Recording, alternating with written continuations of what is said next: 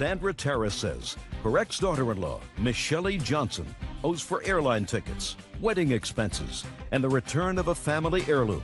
Sandra claims Miss Shelley is a bigamist. Miss Terrace, this is your former daughter-in-law. She was married to your son for a very short time, and it is your claim that she owes you some money. She owes you money for airline tickets that you claim you bought with money that was a loan to her to bring her family to see you over a Christmas holiday. You claim she owes you for some wedding expenses that you paid for, and you expected her to pay you back. And you claim that she owes you for one final thing, and that is for some family heirlooms that you gave to her in anticipation of her being your daughter-in-law for a very long time. Yes. Miss Johnson says that these were all gifts. She never intended to pay you back. There was never any discussion of paying you back for the items that you purchased for her. And you're just angry that she divorced your son and married somebody else.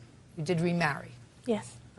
When were you married to, I assume, this gentleman? This is your son? This is my son. I was legally married to Ethan on January 10th of '07. And when did you separate from him? January 25th, I believe, is when he moved out. Why? Because he did not want to get a job. He didn't want to pay rent. He didn't want to help with any of the household expenses. You mean you found this out in 15 days? Well, Miss Johnson, you got married in January 10th. January 25th, 15 days later, it was over. Yes. Strange. Okay, tell me about the airline tickets, which is what you're complaining about first, Miss Terrace. The airline tickets to bring Shelley and her daughters for Christmas. I flew them down. From where? I flew them from Denver to Las Vegas so they could come and spend Christmas with me. You have daughters? Yes. How many? 2. So you wanted her to come down and spend Christmas with you? Yes. With your son? Yes. Okay. So, go ahead. Shelley had no money for airline tickets, and I was asked if I would purchase them, and I would be paid back. Who told you that you were going to be paid back? Shelley? No, she didn't. That sounds ridiculous, Miss Terrace. You never told you were going to pay her back for the airline tickets? No, that was an agreement with her son. Of course not. You wanted your son to come to your house for Christmas. So you said, I'll send you airline tickets. You don't have to be a genius to figure that out, Miss Terrace. Right? Of course. I have children. If I want my children to come and spend Thanksgiving or Christmas with me, you know, and they don't have money, I say, I'll send you the tickets. So, move on. I don't believe you that she said she was going to pay you back. What's next? Okay. Starting with August 14th, my son discovered that Shelley had remarried on February 14th, Valentine's Day. Okay. Their marriage was not annulled until May. Okay. They were still living as man and wife. Okay. Would you tell me what it is that you claim she owes you money for? I'm not the moral police. Okay. At that time, I told them that I would help out paying for a formal wedding and a reception to be held on May 26th. At that time, after discovering that Shelley had committed bigamy by marrying a man on Valentine's Day, February 14th. Just a second.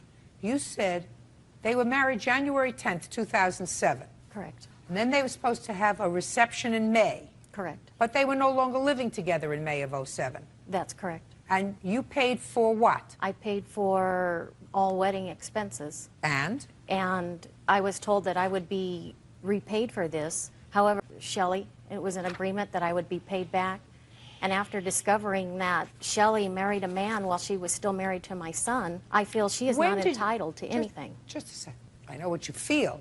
When did you plan this wedding and make the payments that you're complaining about? In what month? December. In December. So you made certain outlays of money. Correct. Had your son ever been married before? No. Had you been married before? Yes, ma'am. So you wanted to make a wedding. Where was the wedding supposed to be? In my hometown. In your hometown, for your family and friends. That's because your son was never married before. That's correct. So you said, I'll make the wedding. Miss Terrace, we know where it's going, my dear. That's what you do. You didn't expect her to pay for the wedding. She's got 2 children that she's, I assume, supporting, that they live with her. She wasn't going to make the wedding. You wanted to make the wedding in Las Vegas, where you live, where your son grew up, where you have family and friends, and you said, I'll pay for the wedding. You put down a deposit on a hall. You put down a deposit on invitations and whatever you did. The formal marriage didn't work out, and nothing came of the May event because they were already separated for 5 months by the time May rolled around. So, doesn't work out, doesn't work out. Would have been no difference if they got married January 10th and you paid for the wedding in January, and that was the formal wedding, and they separated 15 days later. You don't get your money back from her. What do you want? I'd like to add something, Your Honor. Go. Amen. I moved out of the apartment on February 20th of 2007. Shelley's second ex-husband, she found out unfortunately had died, had passed away on December 1st. Shelley was having a very hard time grieving with this. And I can remember multiple times her waking up in the middle of the night telling me how much Chris was a better man than me. Listen, does this have some relevance to your mother's lawsuit, or you just want a cathartic event? What does that have to do? Mr. Towers, listen to me very carefully. Yes, ma'am. I understand you were hurt. However, you are a very lucky man. Very lucky. Because you were about to take on a responsibility of a woman who's a little nutty. There's no question she's a nut. Because she had 2 girls, and she gave up what appears to be a perfectly reasonable guy with a perfectly reasonable family, and married somebody, according to you, who's in prison. Yes, ma'am. Well, that's nutty. So, finding that out now, before you do something stupid like make a baby with her so that you're tied to her forever, you should go like this and say, thank you very much. If it only cost me a few $1,000s to get rid of this nut, it's a bargain. It's the bargain of the century. Do you understand, Mr. Tarras? Yes, ma'am. Your mother should understand that, too. Now, I understand you were hurt. You'll find somebody else, uncomplicated, and do yourself a favor. How old are you? 25, ma'am. 25. Pick somebody without baggage. Yes, ma'am. Okay? Yes, ma'am. Now sit. I am, ma'am. What's next? Your Honor, due to her committing bigamy. It's over. She never promised to pay you for the wedding. Move on. Well, she did. No, she did not. Okay. No, that's a fib. I don't like fibbers. I have 5 children. I've made more than 5 weddings because we had a couple of doubles in there. I know what it's like. None of my children ever paid me back for weddings. Do you understand? Even when the marriage didn't work out. Get over it, Miss Tarras. Now move on. Okay. Well, just the bigamy charges. She marries another man while they're still married. That concerns me. It may concern you, madam. I am not a criminal court judge. You want to notify the district attorney that she committed bigamy? Go with good luck and go with my blessing. Get on to what I'm here about. The last part of your lawsuit, which is items that you claim you gave her, family heirlooms that you want back. Yes, my mother makes hand-sewn quilts for all the new granddaughters that are marrying her grandsons. My family is requesting that returned due to obviously not having any interest in them since she married a man a month after marrying my son. Well, you're not entitled to that, Miss Tarras, unless Miss Johnson wants to give it back to you. Do you have that quilt? Yes, ma'am, I do. Would you like to give it back to Miss Tarras? She would like it back. I can send it back to her grandmother. Fine. Perfect. What else? The diamond necklace that I would like returned. No, you don't get that back. Okay. I bought that as a daughter-in-law, but... Good. She was your daughter-in-law for about 15 days. Keep going. Yeah, exactly. Keep going. The expenses for the wedding. I already told you. She owes you absolutely nothing. She's being gracious in returning a quilt that you say was made by a family member that you want back in the family. And that's only her being gracious to return that to you. So you're not entitled to anything else, Ms. Tarras. I'll prepare an order with regard to the quilt. Thank you very much. That's all. Matthew Terry claims ex-wife Kelly Terry owes for injuries he received during an argument in her home. Kelly is countersuing for harassment and for making false charges to Child Protective Services. Mr. Terry, the defendant is your former wife. Yes. You have 5 children. Yes. When were you divorced? Finally in July of 2005. And I assume you were divorced because you decided that you couldn't make a, right? Yes. Fair statement? Yes. So after your divorce, you did the most ludicrous thing that I ever heard of. You moved into her house, rented a room, according to you, so that you could be close to your children. Is that right? It's to help out with the children. There's 5 of them, and they're pretty overbearing sometimes. Well, that's a great idea, but if you're going to live with her, you might as well be married to her. Living there under these circumstances is really ridiculous. In any event, to show you just how ridiculous, you claim that your former wife assaulted you. Yes. At a time when you were, in fact, living in the house, and you want her to pay for your medical bills, want her to compensate you for your injuries. Your former wife says you started the argument. She just finished it. And since that time, you've embarked on a campaign of harassment, and she is counterclaiming. Tell me when this incident happened, Mr. Terry. Happened February 26th of this year. And according to what I read in your complaint, you were in the house watching TV with some of the kids. Yes. What were you watching? I believe we were watching NHRA on ESPN. You were watching? NHRA, it's automobile racing. And how many of the children were you watching auto racing with? I believe all 5 of them were watching, and 2 of the oldest ones had left the room at this instant. How old are the children? They range from 7 to 16. So the 16-year-old left. Yes. One below that is how old? 14. That one left. So 3 little ones. Out of the room, yes. Little ones are there. Tell me what happened. We were sitting there watching TV. She came out of her room, which is adjoining the living room, and started swearing and was upset about something, and went to the fireplace, sat down, and was smoking a cigarette. At the whole time, she was sort of cussing me out and saying how negative things were with me. Why were you angry with him? I had asked him to help do things around the house and to help with the kids instead of sitting there watching TV. That's what you do to a husband, not to a tenant. Well, he gets a big discount tenant in rent because of his help. But he was a tenant. Correct. If you wanted to boss him around, you should have stayed married to him. Okay, so you were angry because you would ask him to do some chores, help with the kids, and he was sitting around watching TV. Yes. Acting like a husband. Yes. Right? Yeah. Rather than as an almost employee, because if you say that he gets a big discount in his rent, then you're giving up a certain amount of rent in order to get work out of him. Correct. So you weren't getting work out of him. Right. Recipe for disaster. So you were angry and annoyed and letting him know it. Yes. What happened next, Mr. Terry? She kept raving on and badgering me with her voices. Mr. Terry, were you ignoring her? I responded to some of the things. How did you respond? Just with my mouth. In front of your children? Yes, nothing negative came out of my mouth. If there was nothing negative that came out of your mouth and she's cursing at you, why don't you tell me what you said to her? I don't remember. I was concentrating on the program. Well, try to remember, Mr. Terry. I'm curious what you were talking about in front of your I don't see what the problem is this evening.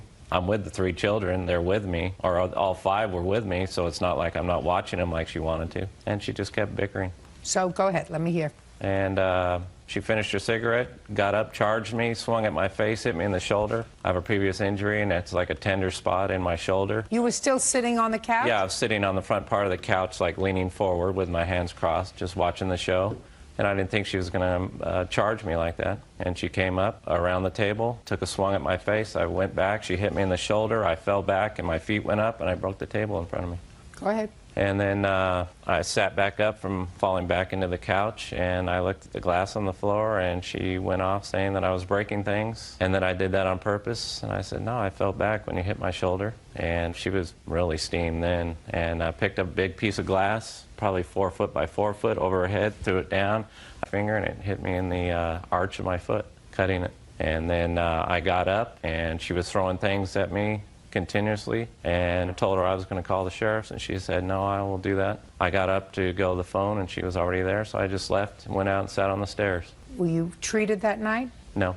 The next day? Yes. I woke up it was painful in my foot, but I thought it might subside over the night, so I went down to my room. After the sheriffs came, they took a statement from both of us, gave her a ticket for battery, and she told the sheriffs that she didn't mean to throw it at my foot. She was trying to aim for the ground. And I was outside the whole time, and the sheriffs... could you do me a favor and answer my question? Were you treated the next day? I was treated the next day, yes. Where? At San Bernardino Medical Center. Can I see the papers, please? Do you want to see the police report? Yes. There's the police report, the hospital report, off-work notice. Thank you.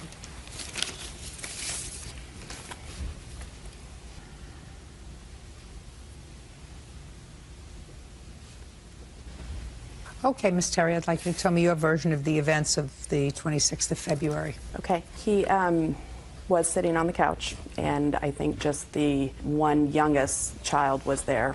I think the oldest 2, who are actually 15 and 17, were gone because they're usually never at home. And he was sitting on the couch watching TV, and I went and stood in front of the TV and asked him if he would help me do some things around the house. This was in February, 8 months ago, so I don't remember what I needed him to do. However, when I stood in front of the TV, he told me to move my fat because he couldn't see the TV. And the TV is big. It's like a 52-inch TV. And so when he said that, I was furious. So I walked up to him, and as he's sitting in the corner of the couch, and I did put my hand on his shoulder and said to him, get out. we're done, we're not doing this anymore, get out, and if you don't leave right now, I'm going to call the police. And that's when he kicked the table. And then when he did that, I was furious because my dad gave me that coffee table. It's very expensive, and I did not punch him. I did not hurt him in any way. I picked up the glass because it didn't really like shatter. It shattered but still stayed together. And I picked it up and I showed it to him and I said, look what you did to my table. And I threw it down on the wood right where it was. And again, it broke in like big pieces, you know, but not like shattering, like where there was like sharp edges because it's tempered or something like that. And he immediately got up and I walked over to the phone to call the police. In February of 2006, was he paying rent to you? Yes, he was. And he had paid February's rent? I believe so. You can't throw him out. Right. And you said, who are you to throw him out? But he was damaging my property. No. Listen to me, Miss Terry. You can't do what you did, madam. What you did was 100% wrong. What you did was confuse your circumstance. I mean, you two people elected to have this bizarre arrangement where he rented an apartment room, I don't know what it was, and there was an understanding that he would help out with the children, help out with this, help out with that, but he's not your slave. You can't stand in front of the television set and expect no reaction. That's what wives do, stand in front of the act and say, listen, I asked you to do this and I asked you to do that and you didn't do it. So he responded to you. You didn't like it. Sticks and stones will break my bones. Names will never hurt me. You can't put your hands on him. Period.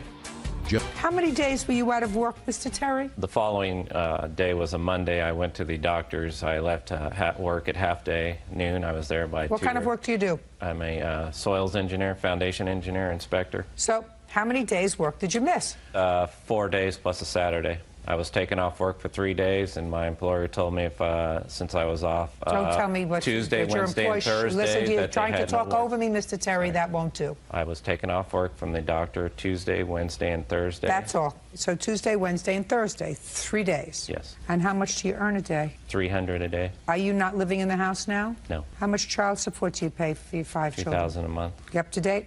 Yes. Great. When did you move out, sir? July. You lived there from February till July? The following week, I found a new place to live, and it wasn't ready until then. That is not true. Just a second. So what you're telling me, Mr. Terry, is you lived there March, April, May, and June, 4 months? I had the recreational vehicle, and I was gone a lot of the time. Did you pay rent for those 4 months? Yes. Okay. I'm confused, Mr. Terry. If this happened February of 2006 and you decided not to pursue the protective order, even though she was given a ticket, why didn't you move out of the house immediately? Like I said. Why did you permit him to stay in the house for 4 months instead of evicting him? You know, it's... No. Are those legitimate questions? Yes, they are. You could have evicted him. Mm-hmm. So month-to-month tenant, did he have a lease? No. So he's a month-to-month tenant. So now my question to you, Mr. Terry, is why did you file this case in September or October of 2006, some 8 months later? Mainly my whole reason for living is to take care of the children, and I work 60 to 70 hours a week. And why didn't you file this case? Well, that's too bad. Time. That's too bad, Mr. Terry. Quite frankly, I was very sympathetic with your position. I don't think that your former wife had the right to put her hands on you to cause this injury. And if you had decided to move out in March, 4 days later, you paid up for February, said, I'm not going to live under these circumstances anymore because it's too violent, I would have heard your case, and I would have said, you're absolutely right, sir. She has to compensate you were out of work. But this is an afterthought. And I don't know why the afterthought right now, Mr. Terry.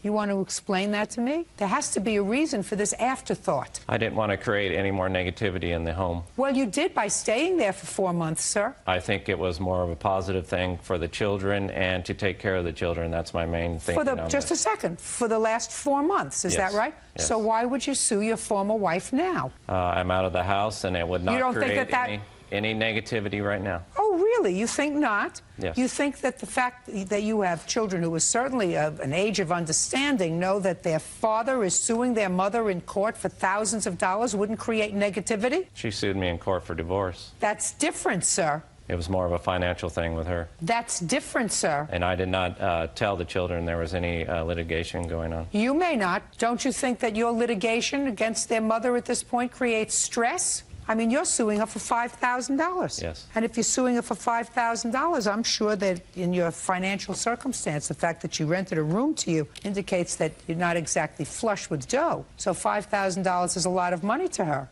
I still don't understand the rationale for 8 months after the event. I can explain that to you. Well, I'd like to hear it. The reason that he filed now is because that's part of my counterclaim for harassment. Because the reason he moved out is because I have a boyfriend. And in the year and a half, we have been divorced. I have never seen anybody else. We have, but not like inside the home or anything, or brought them around the children. And Matt just went berserk when I had somebody come over to the house and meet the kids and stay there. Not stay there, but just interact with the kids, because it's never happened before.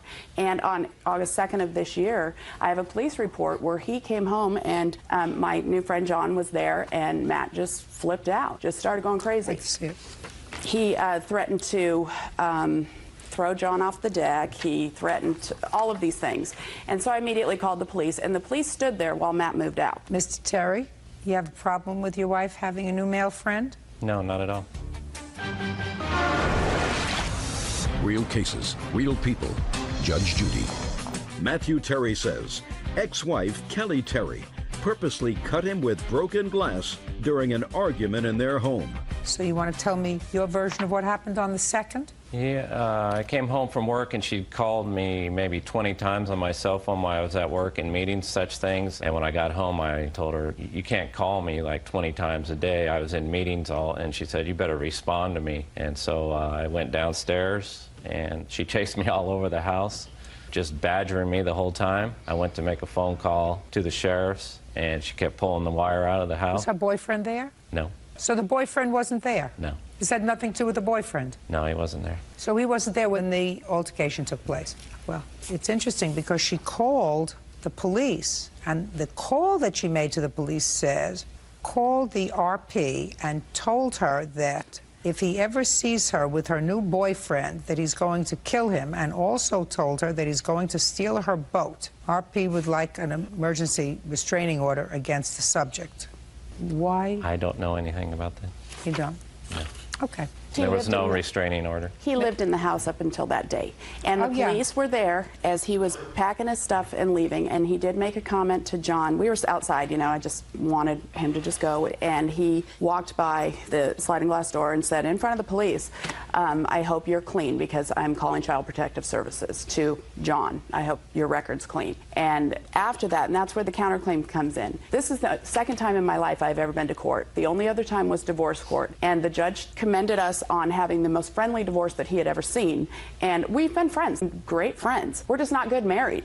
You weren't good living in the same place either. We were for a long time we were, until I decided to move on with my life. And that's the problem that he had, is that I guess because I married him, I'm never entitled to be happy. I don't love him like that, you know. He lives in an RV. He parks it in front of my driveway, in the street, in a cul-de-sac. He'll leave it there for 3 days. He'll start fights with the neighbors, and all of this has been since August of this year. Why, Mr. Terry? The last time I brought the RV up, she told me to bring it and bring the kids to the dental appointments, and also Kenny, my 8-year-old, has a heart condition. He has to go to echocardiogram. So I brought the vehicle up. She knew that's the only vehicle I drive. I parked it in her driveway.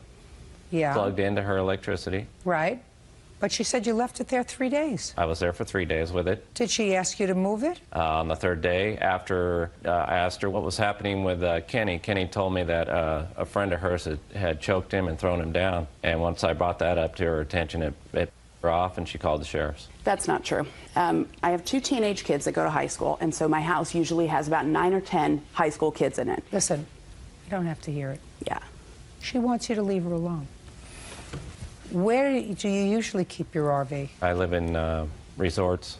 Keep it there. Just keep it out of her driveway. Yes. All right, Ms. Terry, I'm not entertaining your counterclaim for harassment right now or ever.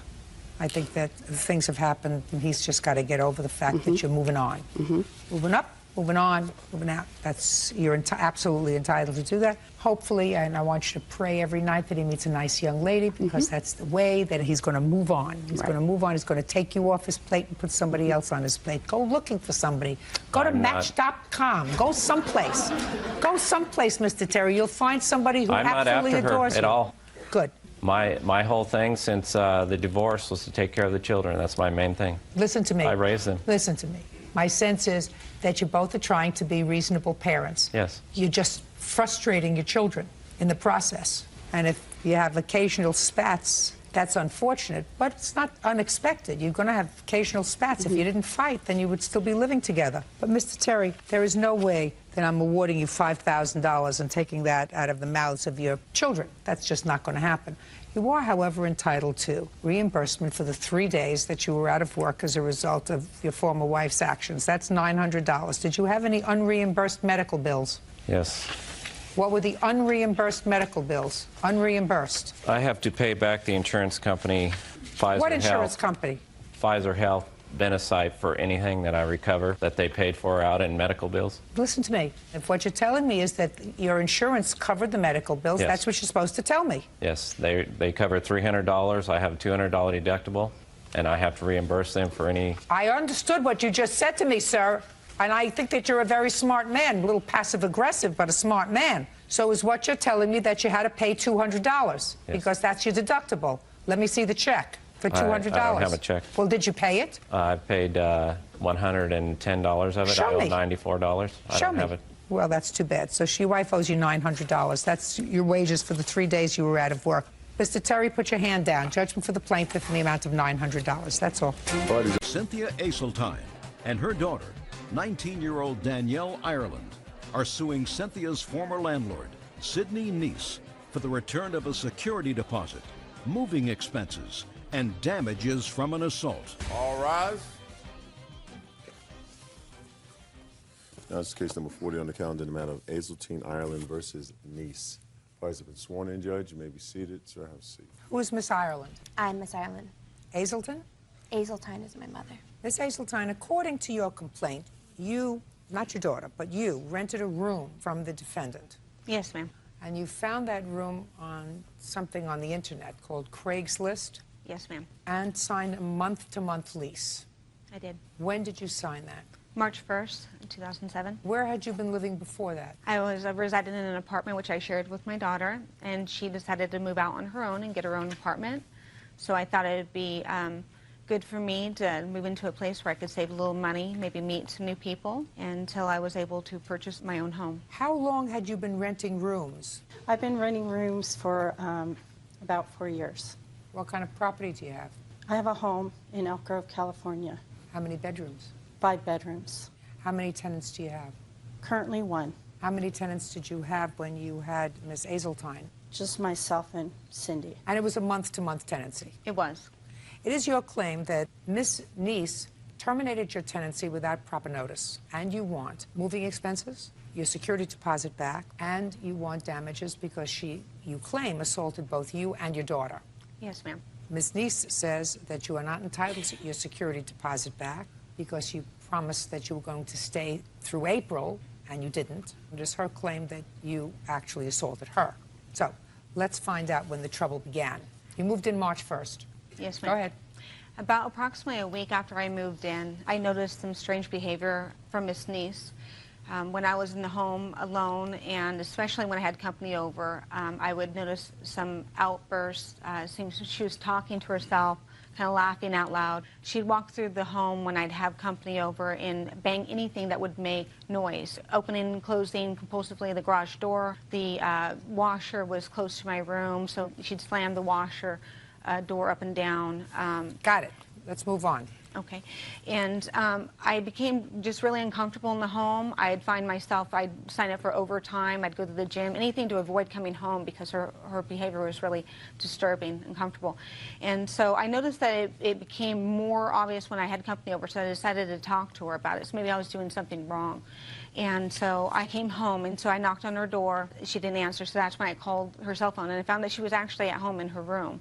And she came out, and I had a conversation with her, and I said, is there something bothering you, lately? Because I've noticed that you've been slamming things around, banging things. And Her response was, bang. I don't bang. Bang. I don't bang anything. I said, oh, okay. Well, apparently, you know, when my boyfriend's over, does he make you uncomfortable? No, I don't have a problem with your boyfriend. And I said, well, one night he spent the night here, and it seemed that you were really uncomfortable with that, and that's when I noticed the most noise. She goes, well, I didn't even know he spent the night. And she goes, well, it's in your lease agreement that you can't have any overnight guests. I said, well, I didn't notice that in my lease agreement. I apologize. Was it in your lease agreement? It was, ma'am, in my lease agreement. Okay. And I said, I respect that. And I said, well, that's something that I'm not sure if I can live with. I apologize. I overlooked that. And I said, if you feel real strong about that, then I think I might have to make a decision to move out. And I would go ahead and give you a proper 30-day notice. And she goes, okay, well, that's fine. Fine. What day was that? That was in March? Okay, that was of March. I sent her a copy, certified mail, which she... May I see it, please? Absolutely.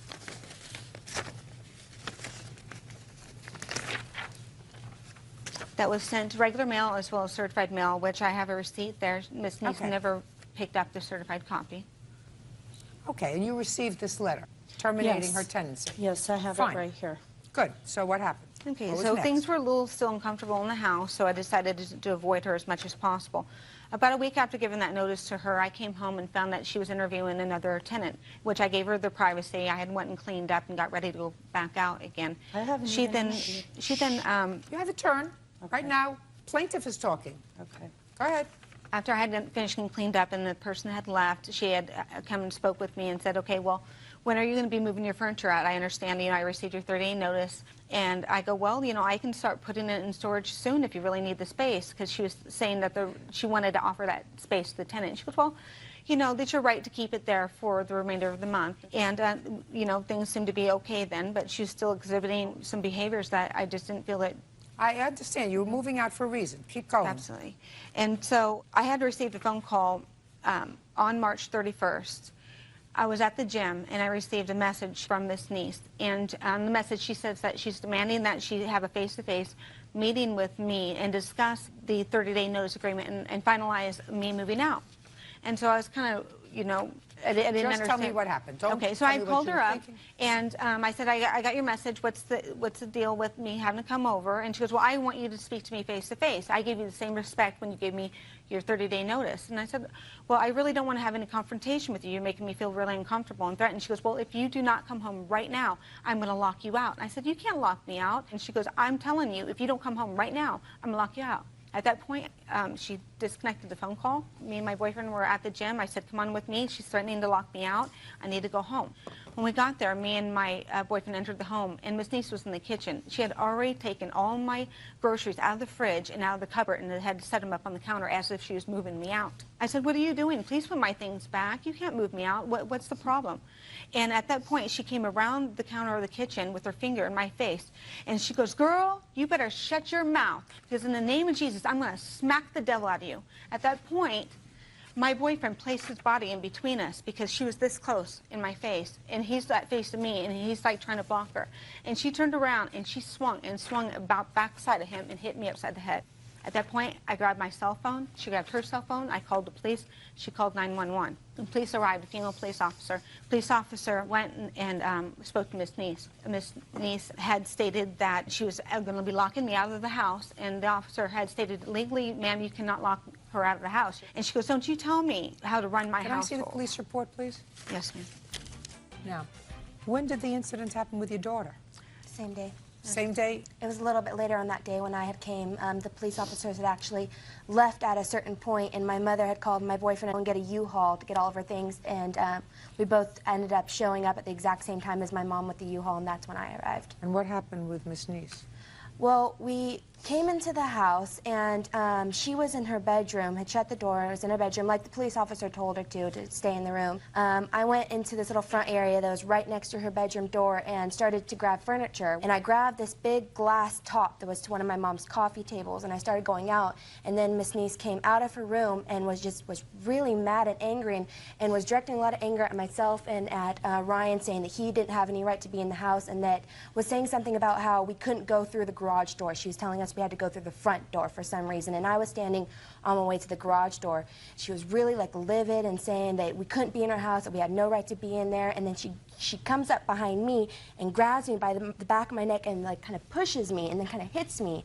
And then Miss Neese turned around to my mom and starts getting in her face, and she's throwing her hands wildly and stuff, and then she goes to make a fist like she was going to strike my mom, and I grabbed her arm and I put it down and I said, "Don't touch my mom." And then it just turned into a scuffle where she was just being really wild. Okay, Ms. Neese, I would Yes. like you first to tell me your version of the events of the 31st of March. Okay, Saturday, March 31st, I initiated a call to Cindy to finalize things in the matter. She had sent me a letter March 20th indicating that she was going to move out at the end of April. And so I wanted to finalize things as far as obtaining the rent for April. She already told you that she was going to give you the rent April 3rd in the letter. Right. In my lease, it indicates, in the initial agreement that we signed, it indicates that if any rent is not paid time or in full, that they will forfeit the security. That's in item number 2 in our What lease. difference does that make? She already said, "I'll pay you your rent on April 3rd. It's in her letter that she sent to you. Because I just like to do things decently and in order, so... This is decently and in order. You called her on her cell phone. Yeah, I called her on Saturday and I asked, because she had initiated an appointment in mid-March. She wanted to see if her boyfriend could stay overnight, and she knocked on my door. Actually, I was napping, and she knocked on my door until... Shh, don't interrupt her. I'm just asking you what you told her on March 31st. You called her, she's at the gym. On March 31st, I asked her if she had any time in the afternoon. I said I'd appreciate if we could finalize things and, you know, get the rent. So then she started cursing at me, and she started getting really violent on the phone and calling me Did you tell her she had to come home or else you were going to change the locks? No, absolutely not. Did you take her food out of the refrigerator? I'm speaking. No, I didn't actually. Did you take her food out of the refrigerator and place it on the counter? No, not... Did you tell the police when they arrived that you were planning on changing the locks and locking her out? When she started cursing at me on the phone, because she, by the way, she's been pretty violent before, so when she came home from the gym, she came home and she kicked me, which I have a photo of the bruise on my leg from when she kicked me then. At that point, I had called the police, and because I had wanted to have her arrested. So when they came over, they kind of separated us, got both versions of what had happened, and so I didn't have her arrested at that point. The police found you very agitated, Ms. Neese. According to all 3 police officers who arrived at the scene... Well, she assaulted me. I have pictures. She admitted biting me on the arm. There was an altercation. There's no question there was an altercation. Well, I actually didn't touch her or her daughter. Both of them came home. She called her daughter, and they both came in, and then they assaulted me in my room. And that's why I had called the police a second time. When I was on the phone with the police, I was terrified. They said, "Where are you?" I said, "I locked myself in my room because I was afraid they were going to come in again." I have pictures of the door and from when they tried to barge in my door. All the bruises, they hit me. What do you do for a living, Ms. Neese? I'm an insurance broker. For a company? For myself. I have my own agency, and I'm going to school for court reporting. So you operate out of your home or out of an office? I'm usually on the road, but my office is out of my home, yes. So you don't have an office other than at your home? Correct. And how long have you been doing that? 5 years. You make a living at that? Yes. The last time you had a tenant prior to the plaintiff, what was that tenant's name? Prior to Cynthia? She was the first tenant in that home. So you'd never had a tenant? Not in this home. When I was in the Bay Area, I've had tenants. She was the first tenant in this home. Judge, I have some information regarding the tenants in the Bay Area. Cynthia Aseltine and daughter Danielle Ireland are accusing Cynthia's former landlord, Sidney Neese, of 2 assaults. Now, you wanted to say something? Yes, San Mateo County Courts, there's 3 claims regarding Ms. Neese in regards to tenant-landlord. 2 times she was a defendant, and 1 she was a plaintiff regarding the same situation, withholding deposits Can I see and so that? forth. Actually, I didn't print it out, but if you go to San Mateo County Courts, it is public record. You had 3 landlord and tenant actions while you were there? One as a plaintiff and 1 as a defendant? I'm not sure what she's referring to, but it was just probably a lack of, my income. But with regard to this... I'm not talking about... I'm asking you whether you had 3 previous landlord and tenant actions. I think there was 1, and it was just because I was having problems, with cash flow, but they have since been paid back. 1 was that she put a stop pay on a deposit as a tenant herself. That sound familiar? I'm not sure what she's referring to, but I would appreciate if we could talk about this case today and why, I don't believe that I owe her the security deposit. You absolutely owe her the security deposit. There's no question that you owe her the security deposit. Okay. You told her to leave. I've read the police report. You said you wanted her out that day. She left. She did not stay the month of April, despite the fact that she said she was planning on paying April's rent. You absolutely owe her the security deposit. There's no question about that. Well, because she assaulted me, and I had to put out expense. She didn't return the key when she moved out. I believe that this was an unfortunate circumstance, that everybody's tempers got very flared up. Actually, mine did not. Well, not according and to the Miss Neese. According to the police, the only person... I was blatantly assaulted by her and her daughter, and her boyfriend had to pull them off of me. And the police department... When I'm speaking. When I'm speaking, don't speak. Okay. Clearly, not only did you claim that they were assaultive, you I also... have photographs of all the I'm assaults. speaking. Do you hear me speaking? You also claim conspiratorial behavior on the part of the police. You weren't satisfied with the police officer who came. You demanded their supervisor. 2 supervisors arrived. They couldn't calm you down. You demanded their supervisor. So everybody is in a conspiracy against you. There's something not right, Ms. Neese. All of that is clearly contained in the police report. I assume you have a copy of it. The copy that I obtained from them does not contain that information. That's not what they had given me. They May not be what they gave you, but that's what I have. Okay, can I show you the pictures of my bruise? Absolutely. And actually, I still have them on my body. Absolutely. Show me. This is a picture of when she bit me in the arm. She absolutely acknowledges that she And bit you in the arm, then, and she a says she bit bruise you. on my I'm breast. speaking. Don't you want to hear me speaking? She absolutely acknowledges that she bit you in the arm so that you would let her go. Absolutely, ma'am. Okay, can I tell my version of the story, ma'am? When I contact the police department. What had transpired, basically, the whole issue, when she first, in the initial ad, I indicated no alcohol, no overnight guests, and she breached both of those. She was drinking a lot while she was there, and she was having overnight guests, her boyfriend. And I never even said anything because I didn't want to get into it. But then she mentioned, she talked to me that one day, and I said, no overnight guests. Are you okay with that? So she gave said you notice. yes. Listen, I got it. I have other things to do today. She said, I'm moving. She sent you an appropriate notice that she's moving. Move on with it. Get to the 31st. Right, but then she didn't pay the rent, and so I wanted No. She has no obligation to pay the rent on March 31st. None. And if you demanded that she come home from the gym... I didn't demand that she came home. I called her on the cell phone, and I said, do you have any time this afternoon? What's your availability? I don't think you should have roommates. I don't think you should rent rooms to anybody. I don't. I think that you are a very, very nice lady who clearly should live alone, not with anybody else, because you can't make rules for adults. I mean, she's an adult lady. She's not a teenager. You didn't rent to a teenager. And if you don't like other people living in your house because other people aren't going to do things the way you do... Well, it's not that I want to do things the way I want to do. But when I rented a room, they said no overnight guests. When absolutely I rented, right. Set their And she said I didn't. And I honored them. So if she didn't want to... Do you take medication? Do you take medication? No, ma'am. You should. Because I've already told you 4 times, this is the 4th time, that when I start to speak, you have to stop. Okay. You can't. There's something that's not working right. You owe her security deposit, which was how much? It was $500. Did either of you seek any medical treatment for your injuries? No, yes, I did. I'm not talking about you. Now, where did you move when you moved? I was actually homeless for 8 days. I was allowed to stay at my boyfriend is roommate with another roommate, and he was out of town. That's fine. Don't make up things as we go along. You weren't homeless because you were able to sleep someplace. Well, yes. I mean, I was without a permanent... Fine, and then you found someplace. Yes, ma'am. Perfect. Whole thing is very, very unfortunate. Really, very unfortunate. You want to say anything to me? No. You want your security deposit back? Absolutely. You got it. Judgment for the plaintiff in the amount of $500. Your counter claims dismissed. That's all. Why does that excuse you may step out? Stephanie Young says former live-in boyfriend Raymond LaChance owes for rent on their shared apartment. Raymond is countersuing for half of 1 year's living expenses. I usually don't like to prejudge things, Mr. LaChance, but I think that you're not a very honorable person. According to the complaint that I read, sir, you and the plaintiff were involved in a relationship. You thought it was going to be a solid one. You signed a lease on an apartment, correct? Correct. And after 3 weeks, the thing didn't work out. Correct. And you agreed that she would leave, and you would stay in the apartment.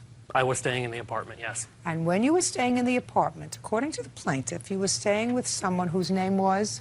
Jacob Cannon. You were staying with someone whose name was Jacob. And when she left, according to her, Jacob was paying her half of the rent so that you weren't out any additional money. Then, according to the plaintiff, you told her you were moving out of the apartment. So far correct? Yes, ma'am. And she didn't want to ruin her credit, so she paid the rent, right? Yes, ma'am. When she goes to the apartment to get something, she sees all your stuff there because you had moved back in. But you let her pay the rest of the rent, believing that he was out of the apartment. Yes, ma'am. Your excuse is that you were forced to pay the rent yourself for 7 months because of her, and therefore you decided that she should pay the rest of the rent. Her name's on that lease. She's just as liable as I am. Mr. LaChance, in what month did you sign the lease? We signed that in May of 2006. And she left in May of 2006. She left June 2nd, 2006. 6/2. Did she pay May's rent? Actually, I paid it. You mean you paid it alone? I paid it alone, yes. Why is that? I had recently come into some money at about the end of April playing online poker. It's what we used to move out here. It covered all our moving trucks. So you paid the May rent? Correct. Okay. Now, when did Jacob move in? Jacob was with us from the beginning. And how much was the rent in the apartment? $569 a month. And how much was Jacob paying? He was not paying for any of the rent. And how long did you let him stay? He stayed until November. So you're telling me you did not try to find another roommate between June and November because you were letting Jacob stay there rent-free? Correct. Now I'm going to respond to your statement. Okay. The reason you had to pay the rent is because your behind was sleeping in the apartment. Hers was not. And you had a roommate who should have been paying half the rent. From July till November, he was never home. It was predominantly a storage space for his stuff. I helped him out every now and then. Then it's your responsibility, sir, to find another roommate. I was unable to find another roommate. Show me what efforts you made to find another roommate. I had friends at work. Now let's go a little further, Mr. LaChance. I don't have anybody in town. I'm speaking to you. When did you call Miss Young and tell her that you were moving out of the apartment? I was finally able to get a hold of her. It would have been end of November. And you told her you were moving out in December? Yes, ma'am. And had you paid November's rent? At that point, it's not an answer, sir. Did you pay November's rent? November was paid, yes. And you moved out in December? Yes, ma'am. And you paid December's rent? Yes, ma'am. It was actually a lot more. Okay. So you called her and let her know that you were moving out in December, and if she wanted to keep her credit, she better start paying the rent? Yes, ma'am. When did you move back to the apartment, Mr. LaChance? I moved back in January of 2007. So you were out of the apartment for 1 month? Yes, ma'am. Did you call and tell her you moved back? I was unable to get a hold of her. Did you call and tell her you moved back into the apartment? I called, yes. So that I assume you paid January's rent. I did not pay January's rent. I assume you paid February's rent. I did not pay February's That's why I told you when we started this case that I thought your behavior was abominable because it was dishonest, totally dishonest. Moving out is one thing. Saying, listen, I'm moving out of the apartment. Your name's on the lease, my name's on the lease. I lived here for the last few months, so I paid the rent. But now I'm moving out, just like you moved out. So I think if we want to both keep our credits intact, maybe you don't need it, because if you make a living doing online poker, maybe you don't need your credit intact. She does. So maybe we should just join forces, pay this lease out, whatever. But that's not what you did. You were able to contact her when you wanted to move out. But when you moved back and knew that she was going to be paying the rent and you were going to be living there rent-free, then you couldn't contact her. That's not very nice, sir. Now, when did you find out he was still living there? I had the locks changed March 26th, and he called me. So you paid December, January, February, and March? Yes, ma'am. I also paid April. And April. When did you go and check the apartment? Well, I moved back to Florida, and the apartment's in Texas, so I couldn't just go there. And I said, I want to have the locks changed because I believe someone's still living there.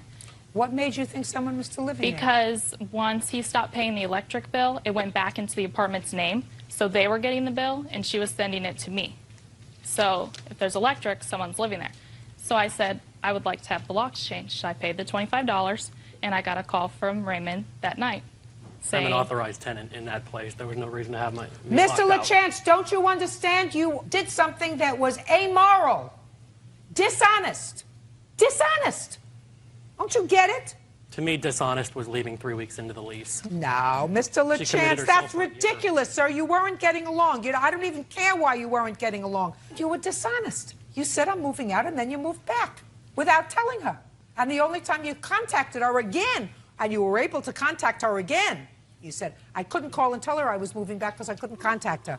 So you were able to call her when you were moving out, and you were able to call her after she changed the locks. But you couldn't call her that critical time to tell her you were moving back into the apartment. She didn't have to pay the rent anymore. I had left voicemails. I had sent Listen messages. to me. Dishonest. What kind of work do you do?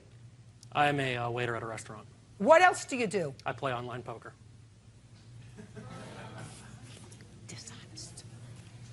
So you owe her for rent for 5 months. You also owe for the electricity while you were there. How much? It was $2,100. Now, it's my understanding from your complaint that you have a witness who is able to testify that for the first few months after you left, the rent was paid. Yes, ma'am. Call the witness. I would like Jacob Knudsen to come out. You swear to tell the truth in these matters? Yes, sir. State your name for the record, please. Jacob Knudsen.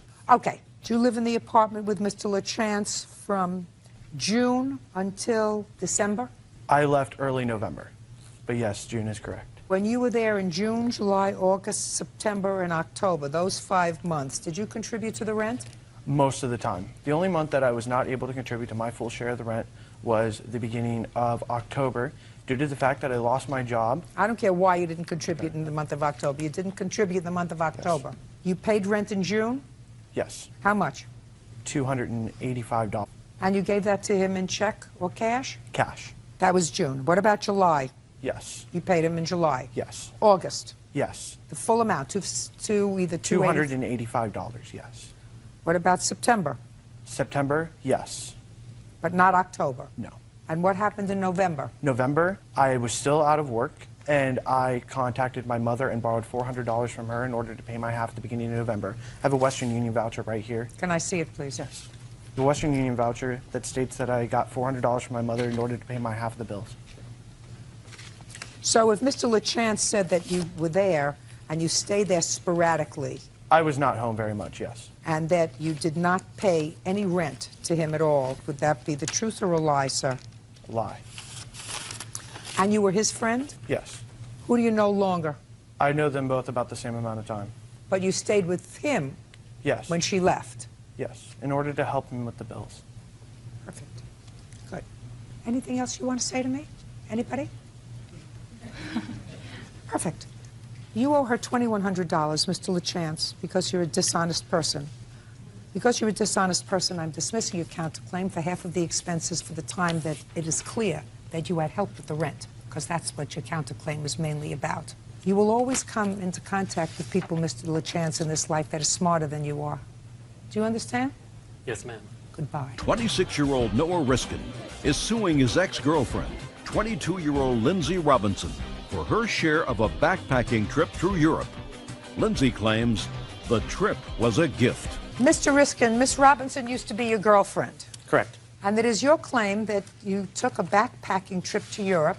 Yes. And you advanced some money for Miss Robinson, who was supposed to pay you back. Correct. Miss Robinson says the trip was a treat, your treat, and there was never any discussion about paying you back for the trip. And she is counterclaiming, she alleges you have some property of hers, a baby book, and she wants some punitive damages because she says you are stalking her. How long were you a couple? For 7 months. From when to when? From mid-June, I believe it was, up until Valentine's Day. And when was the trip? We left on January 20th, returned February 19th. So you were really a couple from June until January, because when I understand from reading your papers that when you took this trip, you each went your own way for a good part of the trip. You traveled independently. It wasn't a romantic getaway for the two of you, right? Correct. You didn't live together, did you? We did. You were living together. Yes. You had enough of each other from June to January. You wanted to be a little separated? My intention of going to England and Scotland was to backpack, to go as many places as I could. Lindsay told me that she wanted to get a feel for life out there and stay in York for a week or two. Wonderful. Terrific. How come you advanced the money? Lindsay came up to me after the tickets were purchased, said that she had talked to some friends of her back home, and they told her that she needed roughly $1,000 per week, conversion rate being about 51 cents per pound. I'm sorry, $1 per 51 pence. Oh, please, let's move on. She did not have that money. I offered a loan. I asked you what was said. Don't say I said to her, I will give you a loan. I want to hear what was said by her and what was said by you. Do you understand? And if it doesn't sound right, it's usually not true, Mr. Riskin. You get it? I did. Good. So I went ahead and loaned her the $2,500. Okay, Miss Robinson, since he can't get it together, I want you to tell me how it came about that you, A, took money from him for the tickets, and B, took money from him for spending. I think it was $2,500. Yes. Tell me how it came about. He told me he was going. I told him I couldn't go with him. He asked me to go. I said I want you to keep your voice up and speak slowly so that I can hear you. Okay. He said he was going to Europe on a backpacking trip. I said, I can't go with you. I was going to use the month to move out anyway. He said, go with me, go with me. You were going to use the what? I don't hear you. I want you to tell me how it came about that you took money from him for the tickets and took money from him for spending. The month that he was going, I said I'm going to move out and see where it goes from there. So look at me. I told him to let me know when he bought the tickets and I would make a decision because he kept asking and asking. So when I called him, he said he bought 2 tickets. I'd said no and he bought the ticket anyway. As far as money goes, I told him, well, I still don't have the money to go, and he offered to give me money for that too. We went to the bank together. He deposited it into my account. What's wrong with you? I listened to him, I guess. No, you didn't listen to him, I guess. If you were not happy with him and if you were moving out, why did you take all that money from him? Because... Because why? Because I thought he was doing a nice thing. He told me it was going to be a gift, and I believed him. And he told me he didn't want the money back. That's not my question to you. I'm talking about being a moral person. Let's say I believe you, which I'm not sure I do. Let's say I believe you. Why would you, since you knew that he was anxious for you to go, since you knew that he was anxious for you, perhaps not to break up this relationship that you had had for 7 months, why would you, knowing what you knew, take money from him? Because as soon as you came back, you broke up, right? Right? Before we got back, we broke up. Well, before, but you already got yourself there on his ticket, and you already had $2,500 of his money. Yeah. Well, that's wrong. I know. I know. I thought it was something that it wasn't, and I should have listened to my gut. I thought we had an understanding, and we didn't. What kind of understanding? We discussed it before, and we had the understanding that it wasn't going to be romantic, that we were both going to go our separate ways, and that it was a gift. Because I told him I couldn't go over and over, and he insisted that he wanted to do something nice for me. He called my dad and told him about it. He told my best friends about it. Knowing that we would break up, he told them that. And so I thought we had an understanding. I want to tell you something. If it doesn't make sense, it's usually not true. What nice thing had you done for him? I don't know. I was with him. I mean... Well, he was with you. You mean that's a gift that you were with him? We just had... What kind of spectacular thing do you have that other people don't have? Nothing. Huh? Nothing. Nothing. I didn't think so. I mean, what do you bring to the table that millions of other people don't bring? Why in the world would you think that he would invest a whole bunch of money in taking you away if he didn't think that by doing that, perhaps you could rekindle your relationship? That's what he did think. I know it is. Then you did the wrong thing by taking it, knowing that it wasn't going to work. I didn't... Okay. How much was the ticket? The ticket was $531. And how much cash did you give her? $2,500. Okay. Forget the incidentals. You're lucky we're going where we're going. Do you understand? I'm going to hear your counterclaim. And I must tell you, Miss Robb, other things to do today. You want your baby book back? I want my... Yes. Why did you take her baby book? The baby book was actually left. When she had moved out, she left everything that she did not want. A number of magazines, old shoes, etc. that she did not want. She just left them for me to clean up. I found them, and I did notify her that I had these items. She has not made any effort to pick them up for me, to send anyone to pick them up. I still have them. What are they? A baby book and a childhood photo album that I saved from the trash pile. Why did you leave them? That's not true. First of all, I got home and all my stuff was on the porch the same night we got back. He locked me out so that I couldn't get in and took my key. Everything that was on the porch, I took. Everything that wasn't mine, like the magazines, I left there, yeah, because he threw it all on the porch. So on what date? That would be the 19th, the night of the 19th, the night we got back. What else? He basically, after the breakup, I don't know what happened, but he became very different. He would show up at my work at least twice a week. And Yes? And what? And just hover around. He would pull friends out of work and tell them about everything that happened between us. And Well, get over it. You owe him $3,031. Your counterclaim's dismissed. That's all. Joseph Grieber says defendant Curtis Prinster damaged his vehicle when he sprayed it with gravel. Curtis is countersuing, claiming Joseph filed false charges with police. Mr. Grieber, it is your claim that the defendant purposely vandalized your truck. Yes, ma'am. Mr. Prinster says that not only didn't he damage your truck, but that you lied to the police and the authorities, and he is counterclaiming because it said it cost him a lot of money, cost him lost wages, cost him hiring an attorney in order to defend himself against your false accusations. So I'm very curious, Mr. Grieber. I tried to figure out the relationship that you two people have. The best that I could come up with is that you don't like each other because of a girl. Is that a fair statement? Yeah. So why don't you explain your relationship to this girl and Mr. Prinster's relationship to the girl? She was pretty much a neighbor to me. Just a neighbor? Yeah. And what's her name? Caitlin. Go ahead. And she had said that... Look at me. Don't look at the floor. Sorry. Look at me. She had said that he thought that I was trying to get with her or something like that. And Okay, so that's why Caitlin, he your didn't... neighbor, who you have no interest in whatsoever, No, ma'am. said to you that Mr. Prinster said that you were trying to date her. And that's the reason he did not like me. And why don't you like him? Because he caused damage to my vehicle. And that's the only reason. Yes, ma'am. So why don't you tell me when this happened?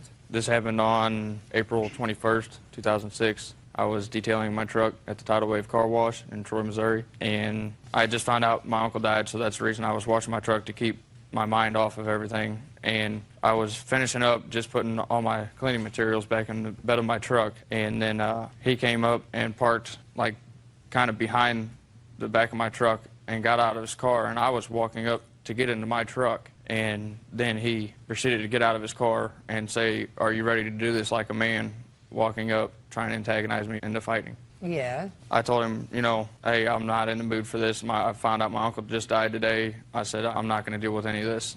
And Had you had difficulty with him before? Yes, we have. We had one other incident, and that was actually on my county road. He had come out of where Caitlin lived onto the county road, and I was just turning onto my private drive as he came out on the county road, and he slung gravel down the side of my truck, and then I chased him down and grabbed him by his shirt, and I told him, you know, you do it again, then you're going to pay for it. You didn't say in your complaint, sir, that you grabbed him by the shirt. You said you grabbed him by the throat. Okay, What do you mean, okay, something? There's a difference between grabbing somebody by the shirt and grabbing him by the throat. Unless I misread your statement, sir. I don't think so.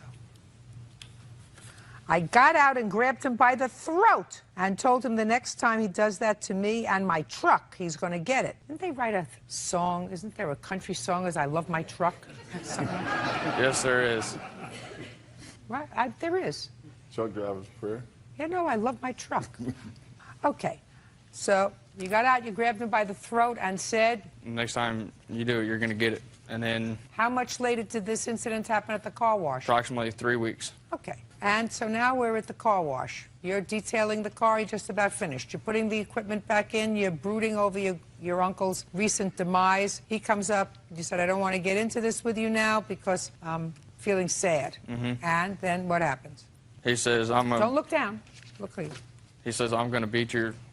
And I said, I'm not in the mood. And then I turned around and went to get in my truck. And as soon as I got in my truck, I heard him slam his car door when he got into his car. And he came up along the side of my truck, parallel with the side of my truck. And it comes down like this into a lot. And it's an asphalt lot. And then there's gravel. And then he come up, because my truck was sitting like that. And then he come up and spun. And when he spun, he slung the gravel, the washed gravel, onto my truck. And almost left. And when he left, he went to Buzzy's Liquor. How did you know he left and went to Buzzy's? Because I seen where he went. How far away was Buzzy's? It's maybe 150 yards, 200 yards. Okay, so you could see it from where Yes. you were? Yes, ma'am. And then what did you do? And that's whenever I called the Troy Police Department. Did the police officer respond? Yes, ma'am. Is that this police officer? Yes, ma'am. Just step up, officer. Mr. Mueller, tell me your name, sir. My name is Wayne Mueller. Mr. Mueller, you arrived on the 21st of April at this car wash? Yes, ma'am. Tell me what you found when you got there. Mr. Grieber was extremely upset.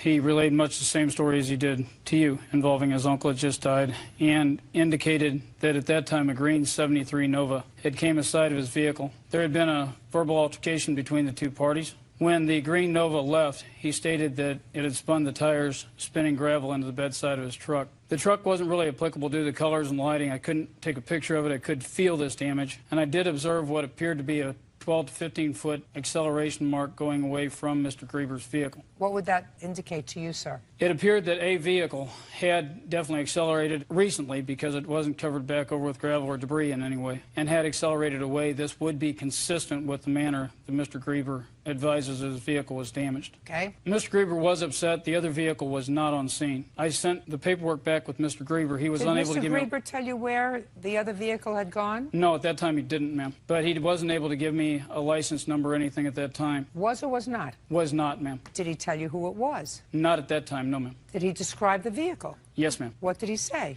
Being a green in color, 1973 Chevrolet Nova. How long have you been a police officer? 20 years, ma'am. Wouldn't it be odd if you knew the name of the person who caused damage to your car, not to indicate who it was? If I may, ma'am. Yes. 5 days later, he submitted the written statement, and at that time he identified by... I understand 5 days later. You were going to tell me that. But on the day of the incident... I found it unusual, too, ma'am, but I had to take into some account his state of mind at that time and his apparent grief. Well, Officer Mueller, doesn't it sound peculiar to you that he was able to tell you the color and the year of the car through his grief, but not the name of the person who was driving the car? Not totally, ma'am, no. That didn't strike you as odd? Not totally, ma'am, no, ma'am. Tell me why. It strikes me as odd.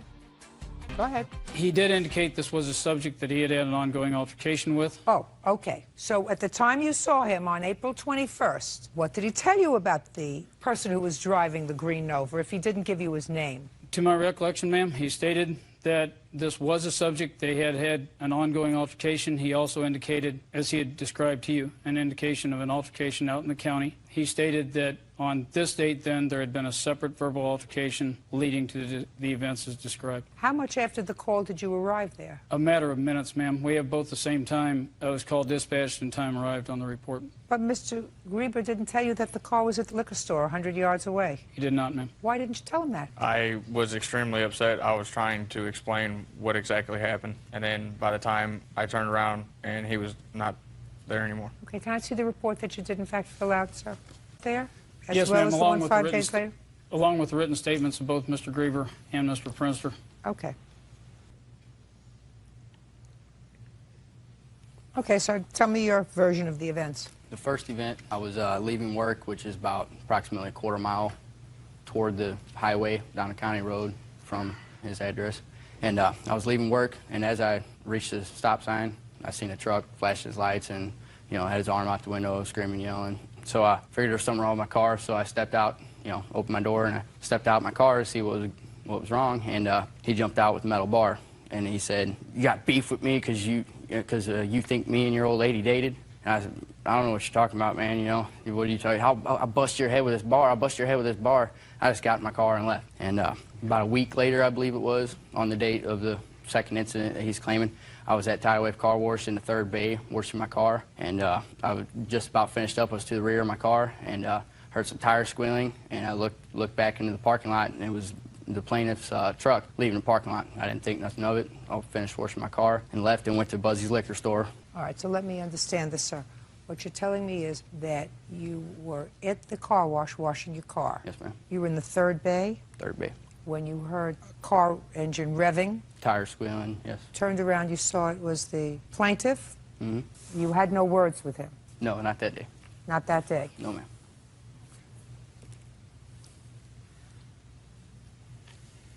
Officer called me and asked me about the incident in the Tidal Wave car wash. I was unaware of what he was talking about, but I did see the plaintiff there once. I pulled in and I heard tires squealing. I looked back and he was pulling away. I did not think nothing of it. I proceeded to wash my car and I left. After the incident, I went to Buzzy's liquor store to buy turkey tags. What are turkey tags? It's a wild game in Missouri.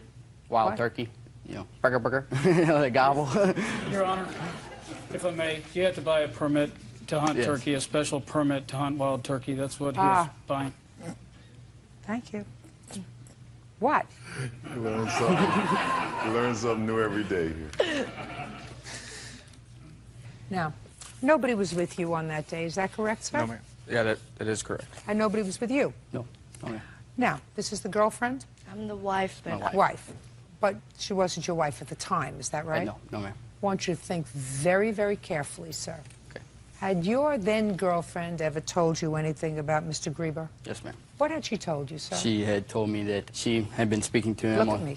She had been speaking to him on her cell phone. What was she speaking to him for? Not for sure.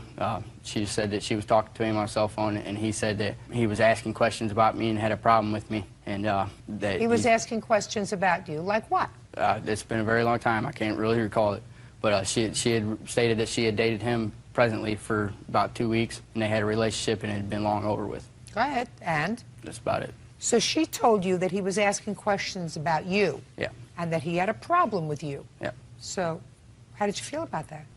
There's been lots of people who have problems with me. If I pursued every one of them, I'd be in a lot of trouble. Good. Good answer. Not good answer that a lot of people have problems with you. That would be a problem. That a lot of people have problems with you. Now, did you ask your then girlfriend if the plaintiff called her or if she called him? I don't believe I asked that. I was happily in love. She's my wife now. I mean, I wasn't worried about anything. Well, that would be a question that I might ask. Who called whom? I'm not sure. I believe. Who did call whom? He called me. And how did he get your number? From my mother. Ah, perfect. Mother, stand up. Remember Mr. Grieber? Oh, sure. Mr. Grieber ever date your daughter? Briefly. He's a neighbor? Yes. They've been friends for a lot of years. Rode the bus together, that kind of thing. Well, if they had been friends, then why would he need you to give him Caitlin's telephone number?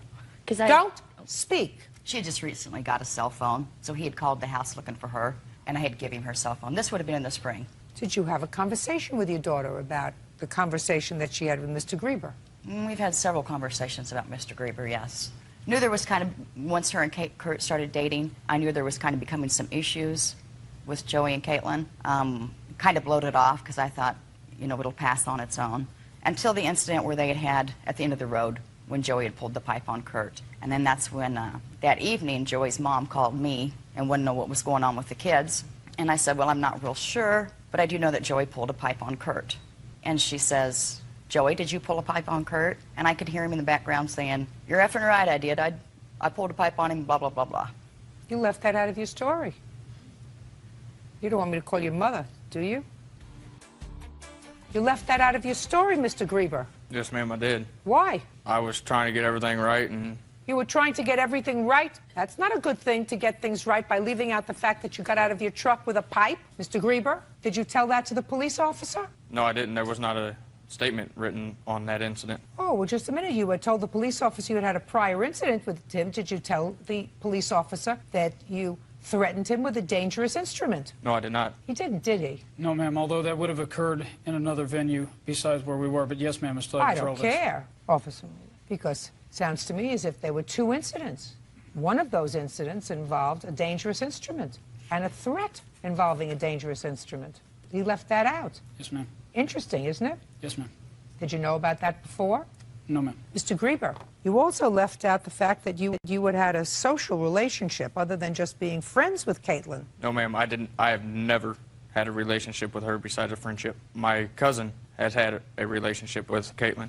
I have not. Ever take her to the movies? No, ma'am. Ever take her out to dinner? No, ma'am. Ever kiss her? No, ma'am. Now, We've went fishing, rode around town together, partied together. We've had a relationship. well, I'm talking about you can do that as a friend, or you We can do that as kissed. more than friend. More than a friend. Did you ever have an intimate relationship with him? Yes. It ended when? We started beginning of May, ended about the end of May. Yes. Could I have her clarify intimate relationship with him? Sure. Go ahead. It was intimate. Sounds to me as if you have more of a problem. No, I've never dated her. Never done anything with her besides fishing and stuff like that. Now, you said you looked at this truck, didn't see anything, but you felt something. Is that right? Yes, ma'am. Now, let me ask you this question, officer. There was no way of you ascertaining when these gravel things happened on his truck, is that right? As reflected in my report, yes, ma'am, there's no way. Could have happened a couple of weeks before during the incident that he discusses, at least in his complaint and his report, when they met on the road and he got out of his truck with a metal pipe. Yes, ma'am. As a matter of fact, he says in the first incident, not the one that you reported on, of course he had a bad attitude towards me and he purposely spun gravel from the road, spraying the side of my truck. I got out, grabbed him by the throat, and told him the next time he does that to my truck, he's going to get it. Left out the pipe. So it's possible that any damage from gravel could have occurred in that incident a couple of weeks before. Is that right? It's possible, yes, ma'am. What happened at the hearing, officer? There wasn't one, ma'am. What had occurred, and then again at the hearing, Mr. Grieber was given the option of proceeding criminally, which was his choice at that time. Prior to this, the prosecutor, and I feel rightly so, advised him, due to the standard of evidence being lower in civil court, that he may have better success in civil court. At that time, he asked me whether I would testify on his behalf were it to go to civil court. I'd give him my word that I would, hence we're here. If he had told you the whole story, you would have been a happier camper. By far, ma'am. Other than today, sir, have you ever told anybody that you threatened Mr. Prinster with a dangerous instrument? The day that all of it went down, I had told my mother that. Other than telling your mother, did you ever tell any other authority? No, ma'am. Did Mr. Prinster contact the police when you threatened him with a dangerous instrument? No, ma'am. You think he could have? Oh, yeah. But he didn't. And you had no basis to threaten him with a dangerous instrument. Is that a fair statement, Joey? Yes, ma'am. How much did you pay to the lawyer? I have a copy of a check for $380.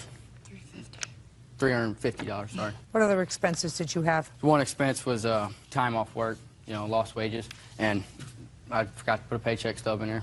So that's How many days did you take off from work? See, 1, 2, 3, 4, 7 different court dates for the city court, plus one that I had to take off recently to gather the information to fight this case. 7 days. And how much do you earn a day, sir? At that time, $80 a day. What kind of work do you do?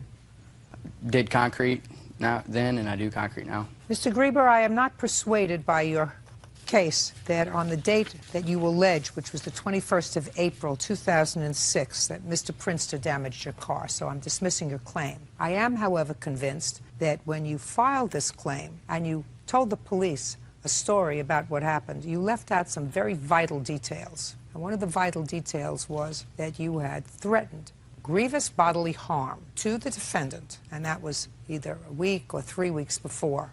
I also believe that you've been less than candid with me with regard to the relationship that you had with Caitlin. I am awarding the defendant on his counterclaim $910, and your claim is dismissed. That's all. Thank you. Parties are excused and they step out. William Hutton says he made loans to his ex-girlfriend, Mindy Sawicki, and her daughter, Shaylin. The women claim the money was given to them, and they are countersuing for harassment. Mr. Hutton, the defendant is your former girlfriend, and the co-defendant is her daughter. It is your claim that while you were together, a couple of years ago, you made a series of loans to both of them. You want your money back. That's correct. The defendants say that while you did help out in a time when your girlfriend was financially strapped, there was never any discussion of the repayment of that money. Money were gifts. You also claim something about fraudulently using a credit card and some charges that were placed on your credit card by the defendant, and that there is some minor matter involving her daughter. Now, you loaned her 19-year-old daughter, Shay, $1,500 to pay her car note, and she promised to pay me back. When did you pay her car note? On 11/27/06, I wrote a check for $1,000 for Shay's car. How old were you in November of 06? 17. Okay. Listen to me, sir. Yes, ma'am. You have sued this young lady, Yes. that's Shay, Yes. for transaction during the time when she was a minor and she cannot contract with you to pay you back. Do you understand? Yes, sir. Or yes, ma'am. Unless something occurred subsequent to her turning 18. Did you loan her any money that she promised to pay you back subsequent to her 18th birthday? I don't know exactly. Well, I don't know either. The case is dismissed against you. You sit down. Okay, so now let's deal with her mother. You met her in April of 06 and you started to give her money. We started dating. Shortly after that, she lost her job. She asked me for assistance, and I told her that I couldn't give her money, but I could loan her some money, but it would have to be paid back. Now, Mindy's finances were in such a state that the bank would hold her checks for extended periods. This is why some of the checks were funneled through Shay's account. Some of the checks were for cash, but they were earmarked for Mindy. I have canceled checks here. You expect me to figure that out, sir? No, ma'am. These were definitely loans. Mindy agreed to it. I have emails. Stop shaking your head. It's irritating. Go ahead, not you. I have emails saying that she would pay me the money back. That I want to see. Because what I've got so far, lots of little bits show me, starting in 2006, going up until what date? 11/27 is the last check that I have canceled. 11/27 of what? Of 06, ma'am. Going back 2 years. Ma'am, if I may, part of the reason that this took so long, I wanted to give Mindy a chance to repay her debt. Just a second. Well, I have a message here from you, madam. It's clearly written in frustration, but it's dated December 9th, 2006, when you say to him, I'll give you back your money. I told you I would. Your Honor, he started harassing me. Nothing was ever, we were engaged to be Just married. a second. Listen to me carefully. It's fine. November 27th of 06 is the last money he gave you, and then it was over. Right. Within a month, you acknowledged the debt. He harassed me so badly. Within a month, you acknowledged the debt. Yep. So, got to pay him back. He threatened me. He harassed me. He sent me emails. He sent my parents emails. Show me. Show me the threat that caused you to say to him, I'll give you money. I told you I would. Okay. Here's all the emails to me. Here's all No, just a second. I don't want to see all the emails. Okay. I don't care if he sent you 1,000 emails. I want to see where he threatened you. I have them highlighted. Every other, he would call me names. He would say to me... Sticks and stones will break my bones. I want to see where he threatened you.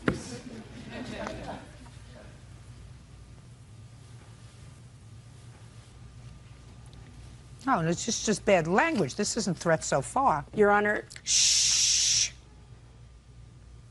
Bad language, no question. Your Honor, there was nothing that said that this was a loan. Yes, I have you acknowledge a loan. I have joint checking account that we used. What I'm we telling were you engaged to be married, Your What Honor. I'm telling you is, you acknowledged the loan. You said, I'll give you back all your money. I told you I would. Keep my stuff. Just give me back my Christmas things. They have no meaning to you. They belong to my kids. Did you give her back her Christmas things? She came back, yes, and took everything He that held she could he fit held in. everything and would not give anything back to me until I agreed to pay him back. And I said, fine, just give me my stuff. He held it for ransom. Just a second. Is what you're telling me, madam, that after this, after you said, just give me my Christmas stuff, it belongs to my kids, he gave them back to you. He did not give it back until after. Listen to what you just said. He gave them back to you, but you had to agree to pay him back the money. Is that correct? Yep.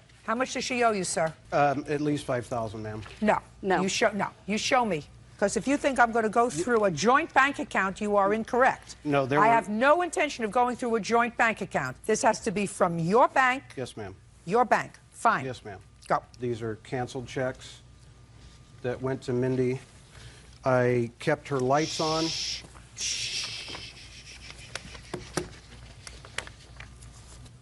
Who's Judy? My mother. What does that have to do with her? I'm not speaking to you. What does that have to do with her? I just lumped all the checks. Well, into do me a favor. Don't lump anything together. Yes, ma'am. The first thing, sir, I'm eliminating, because according to your complaint, you made a check out to $1,000, and then you said that this is for her car. Do you understand? It's to Mindy in the notation. Listen to me, the complaint. I know what it says. Your complaint says I loaned her daughter $1,500 to pay her car note. I've dismissed that part of your claim.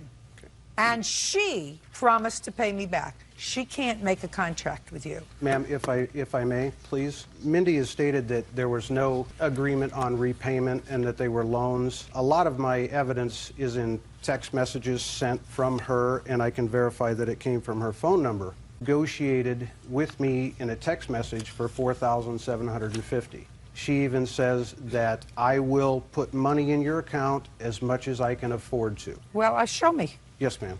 And when did she do that? The dates were in December. Of what year? Of 06. Part of the reason that this wasn't filed any sooner, I was involved in a car accident, and I've had several serious surgeries. Okay, according to you, you agreed with her with regard to a number. Did they have texting in 2006? Sure. Oh, well, see how much I know.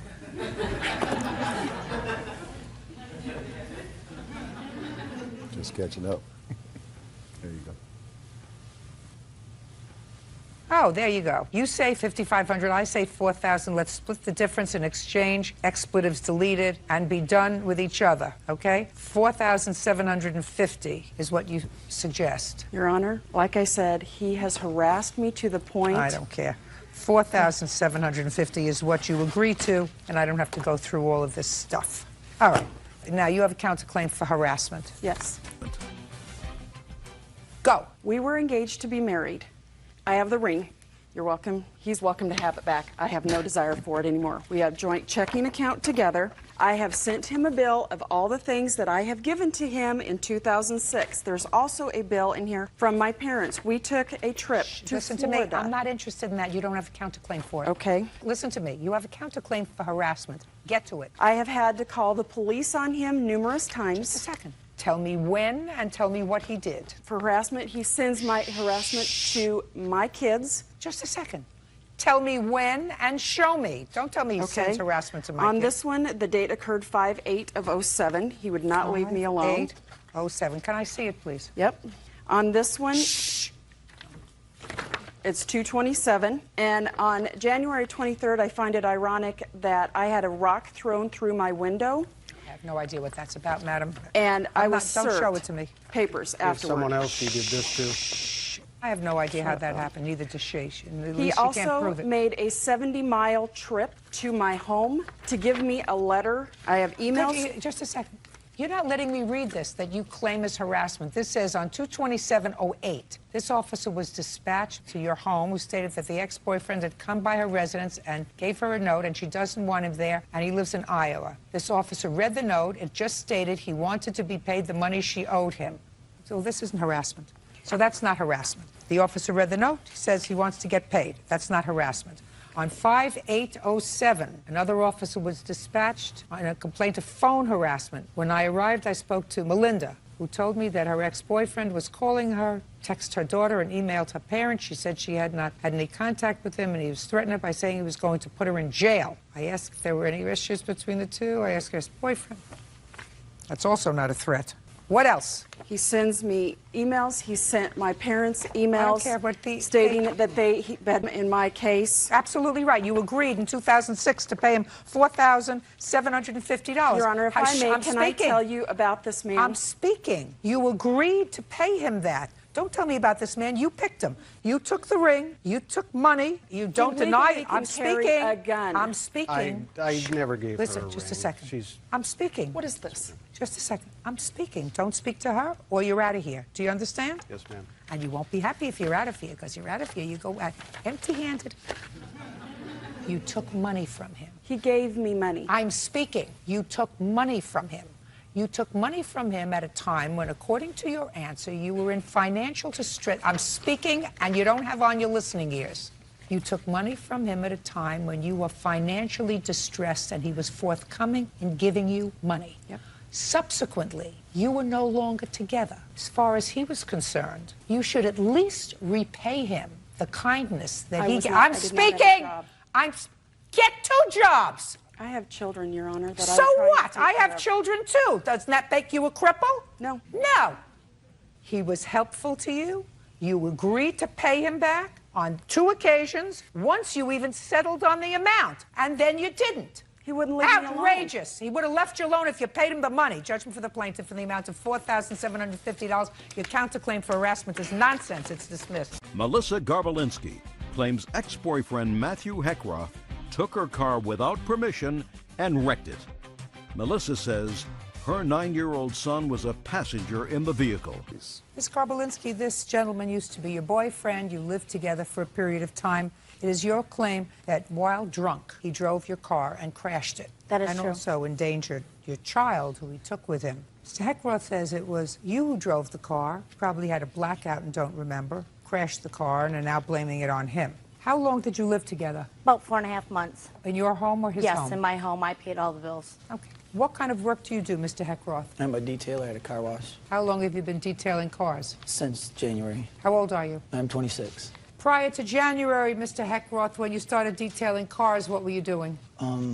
It's not an answer.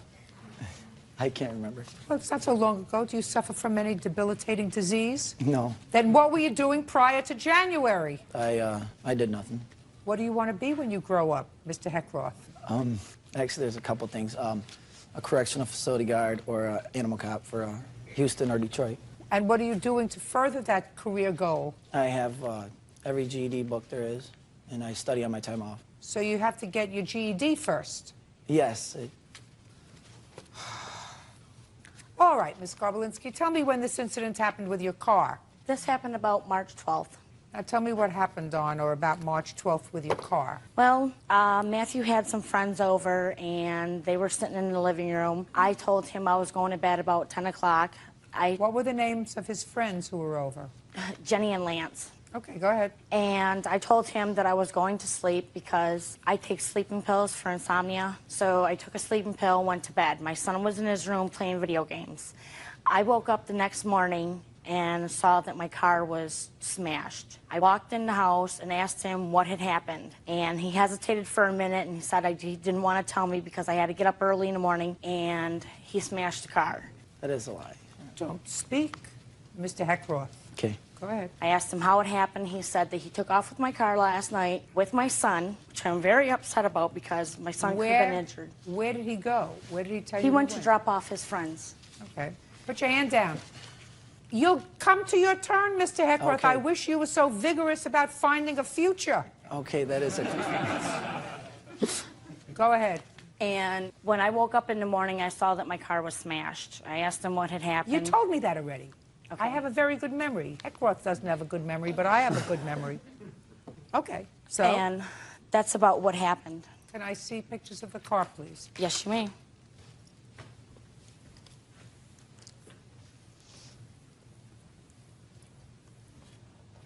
Mr. Heckroth, what are the last names of these two people, Jenny and Lance? The last name of Lance is Quintel. He's my cousin. And Jenny? And Jenny is her friend, so that's a lie, Your Honor. She was there that night, too, but it was her friend. Okay. And I would never drive with a kid in the car. That's absurd. Okay. Now, Lance was your friend? My cousin, yes. Your cousin. And how did he get to your house? He, Look at me. Yes, he walked that night. He walked. What's his telephone number? 989-04. So he walked to your house from where? I don't know where he came from. He lived down the road, or I'm not sure how he got there. But he stayed the night that night. And where did he stay when he stayed the night? On the couch. So he was there in the morning? Right. Does he work? No. He just had surgery on his arm. What kind of surgery did he have on his arm? I'm not sure. He had a broken arm. He required a rod put in. Oh, so he can't drive? No, he can't. So he walked from somewhere down the road? Yes. Do you know where his cousin lives, somewhere down the road? He lives all over. He lives all over. What does that mean? He is like Matthew. Sort of falls down wherever he can. Yep. Now, Jenny, he says Jenny is your friend. We were friends, but she pulled a lot of stunts with different people, and I don't care to talk to her anymore. She did come over that night, and her and Lance both went home that night because I told Matthew I didn't want anybody in my house after I went to bed. So Jenny was your friend? She was my friend at the time, yes. Does she have a cell phone? No, she does not have a cell phone. She has a home phone. What's her home phone number? 1-989-6. Okay. Now, Mr. Heckroth, now you're going to tell me your version of these events. Okay.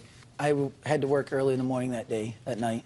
So I went to sleep while Melissa, her friend Jennifer, and my cousin partied while her son was in the room. But I was laying in bed awake when she took her friend home. Lance was in the car too. She took her friend Jennifer home, and they said they were going to the bar, but they showed up late that night, and then she woke up the next morning flipping out about her car, which I knew nothing about because I had to be to work that early that morning. And both Jenny and Lance are going to corroborate the fact that Miss Garbolinski took them home. Is that right? Yes. When I called them? Yes. Both of them? Yes. That's why Jennifer was her first witness, but wouldn't come to lie for her.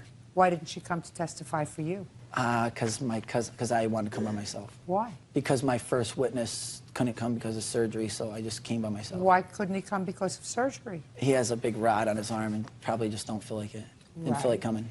But you asked him to come. Yes. And you asked Jenny to come. No. Why not?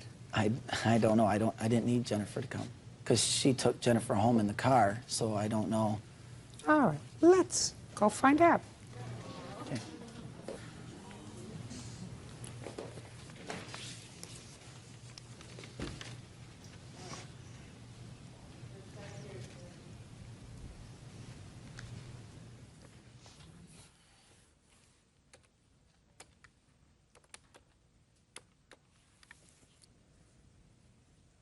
Is this Jenny? Jenny? This is Judge Judy Scheinlin. How are you? I have a question to ask you. I'm trying a case, and I want you to think back to March 12th of this year, okay? Do you remember when you were at the Garbolinsky-Heckroth home? Okay. How did you get there that evening? You were dropped off. By whom? By Matt. Who took you home? Okay. And was Lance in the car? Were you in the car when the accident occurred? Tell me how the accident occurred. Okay, fine. I appreciate the information. Thank you very much. Bye-bye.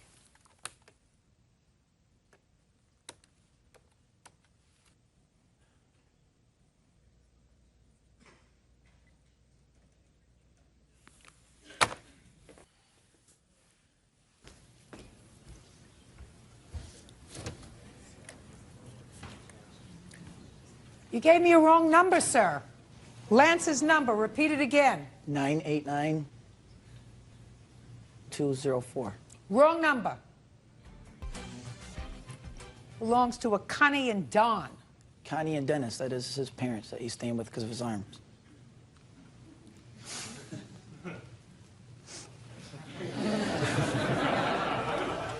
Jenny doesn't seem to remember her in the car at all, sir. Jenny only remembers you in the car. And Jenny can tell me exactly what happened with that accident. Exactly what happened with that accident. I was not in the car. There was no accident. If there was an accident, there would be a report or... Not if you were drunk. And not if you were in an accident with a truck. And according to Jenny, the truck driver said, no big deal for the truck, and you were just as happy just to drive away because as far as you were concerned, she was driving. Ugh. How old are you? I am 28, going to be 29 in June. A, he's too young for you. B, he's too stupid for you. C, you've already clearly made one mistake because you have a 9-year-old child, so that was a relationship that was a mistake, right? Yes. You're going to pick somebody else to live with, pick somebody who has a future, who has a life. Somebody that can help who's pay rent. mature, who's not a baby, and who most of all is not a liar. Now, can I see the estimates on the car, please? There's 2 different ones there, Your Honor. Can I say something, please, Your Honor? Yes.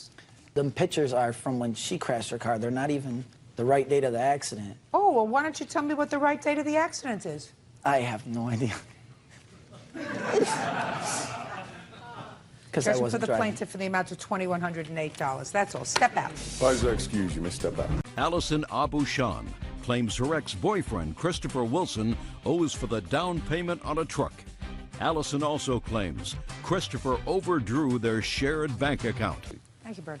Ms. Abushan, how long were you and the defendant together as a couple? About 5.5 months. Did he move in with you? Yes, ma'am. Where did you meet him? I met him when I was finishing college in Kentucky. He then moved back with me to Minnesota. Mr. Wilson, when you moved back with Miss Abushan to Minnesota, what were you doing for a living, sir? I got down there and I started work for DirecTV. In what month did you move to Minnesota? It was 2 days before Christmas. So let's say January. And when did you get the job with DirecTV? It was about a month after Christmas. February? Yes. How long did you have the job? Until I come back to Kentucky. And when was that? In the middle of March. Well, then you weren't working very long, sir. Right. Who was supporting you? My parents would send me money, help me out. I'm talking about her. Was she supporting you? It'd go either way. I had money too. Where did you have money from?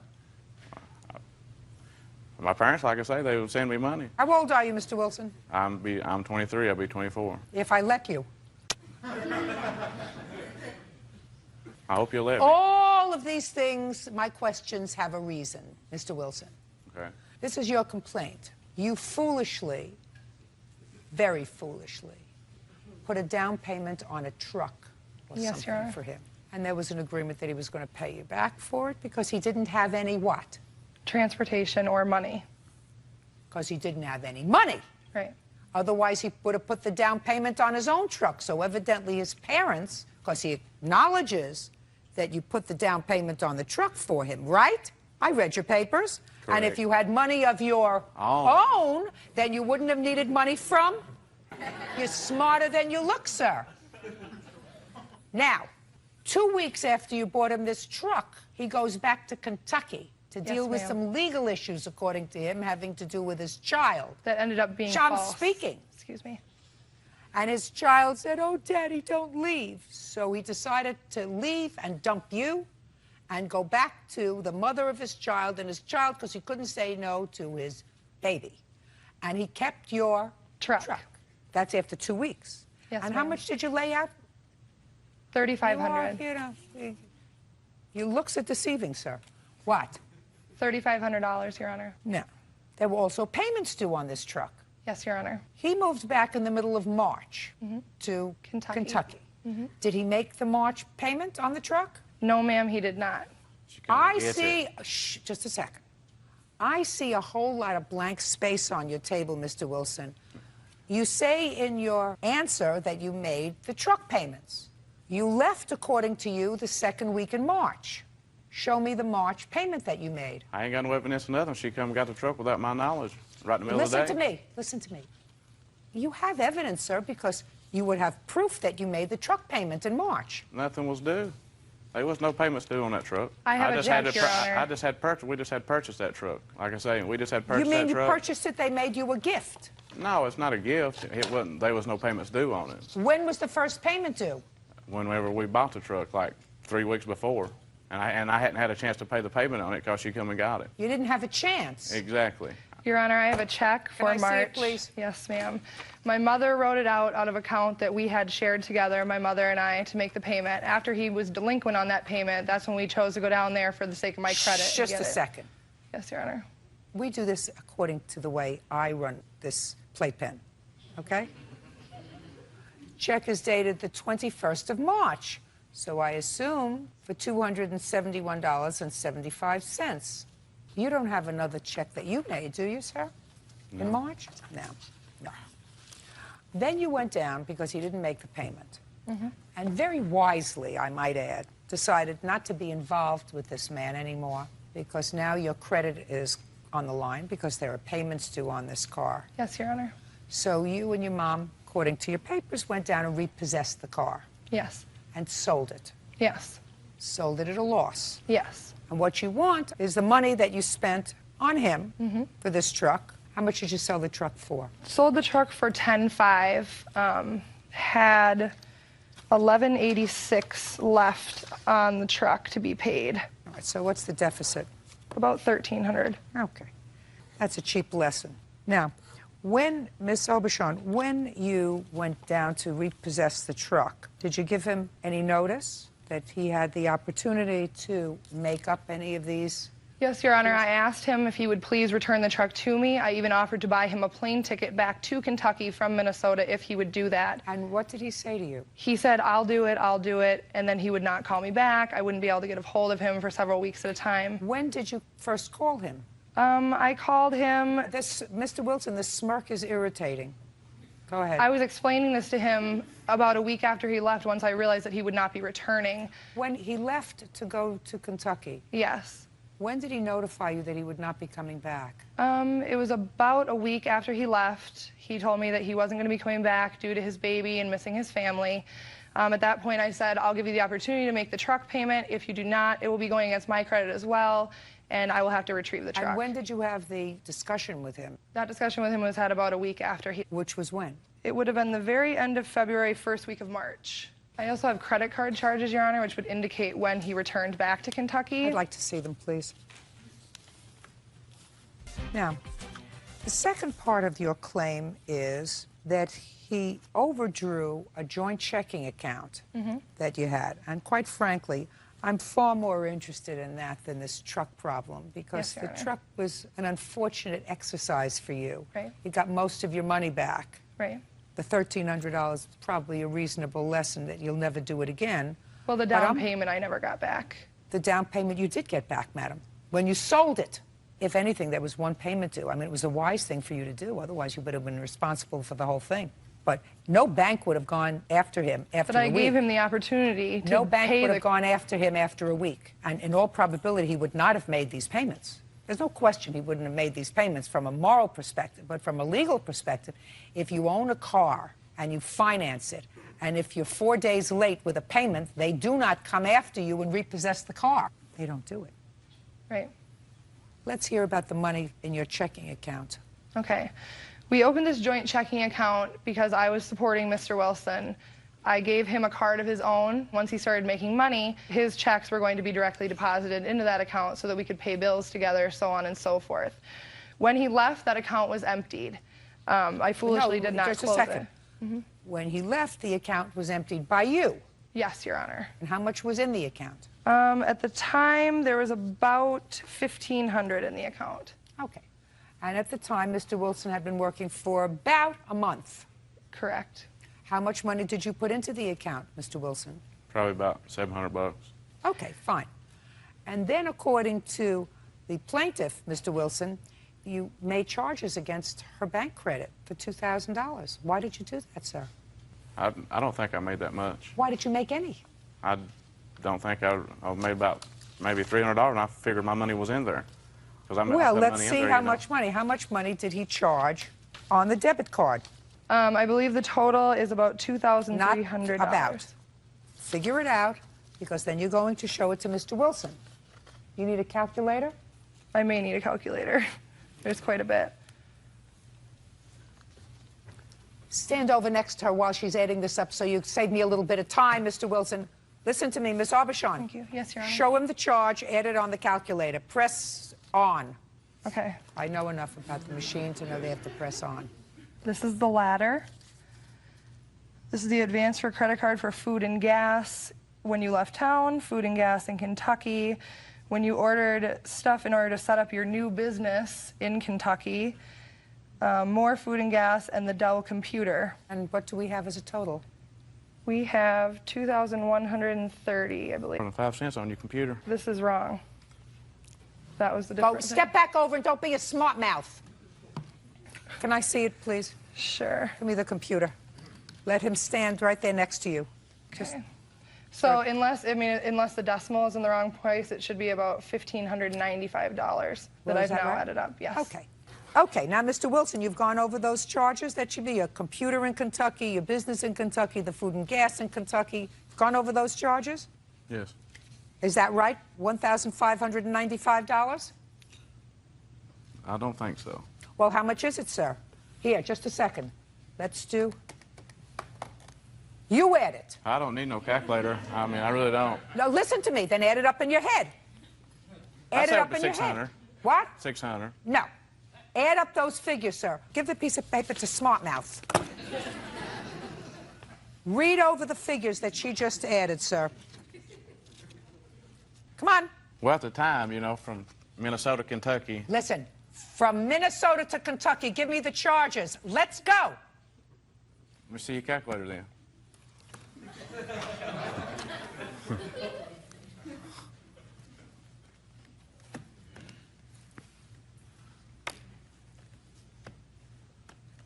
This calculator ain't right.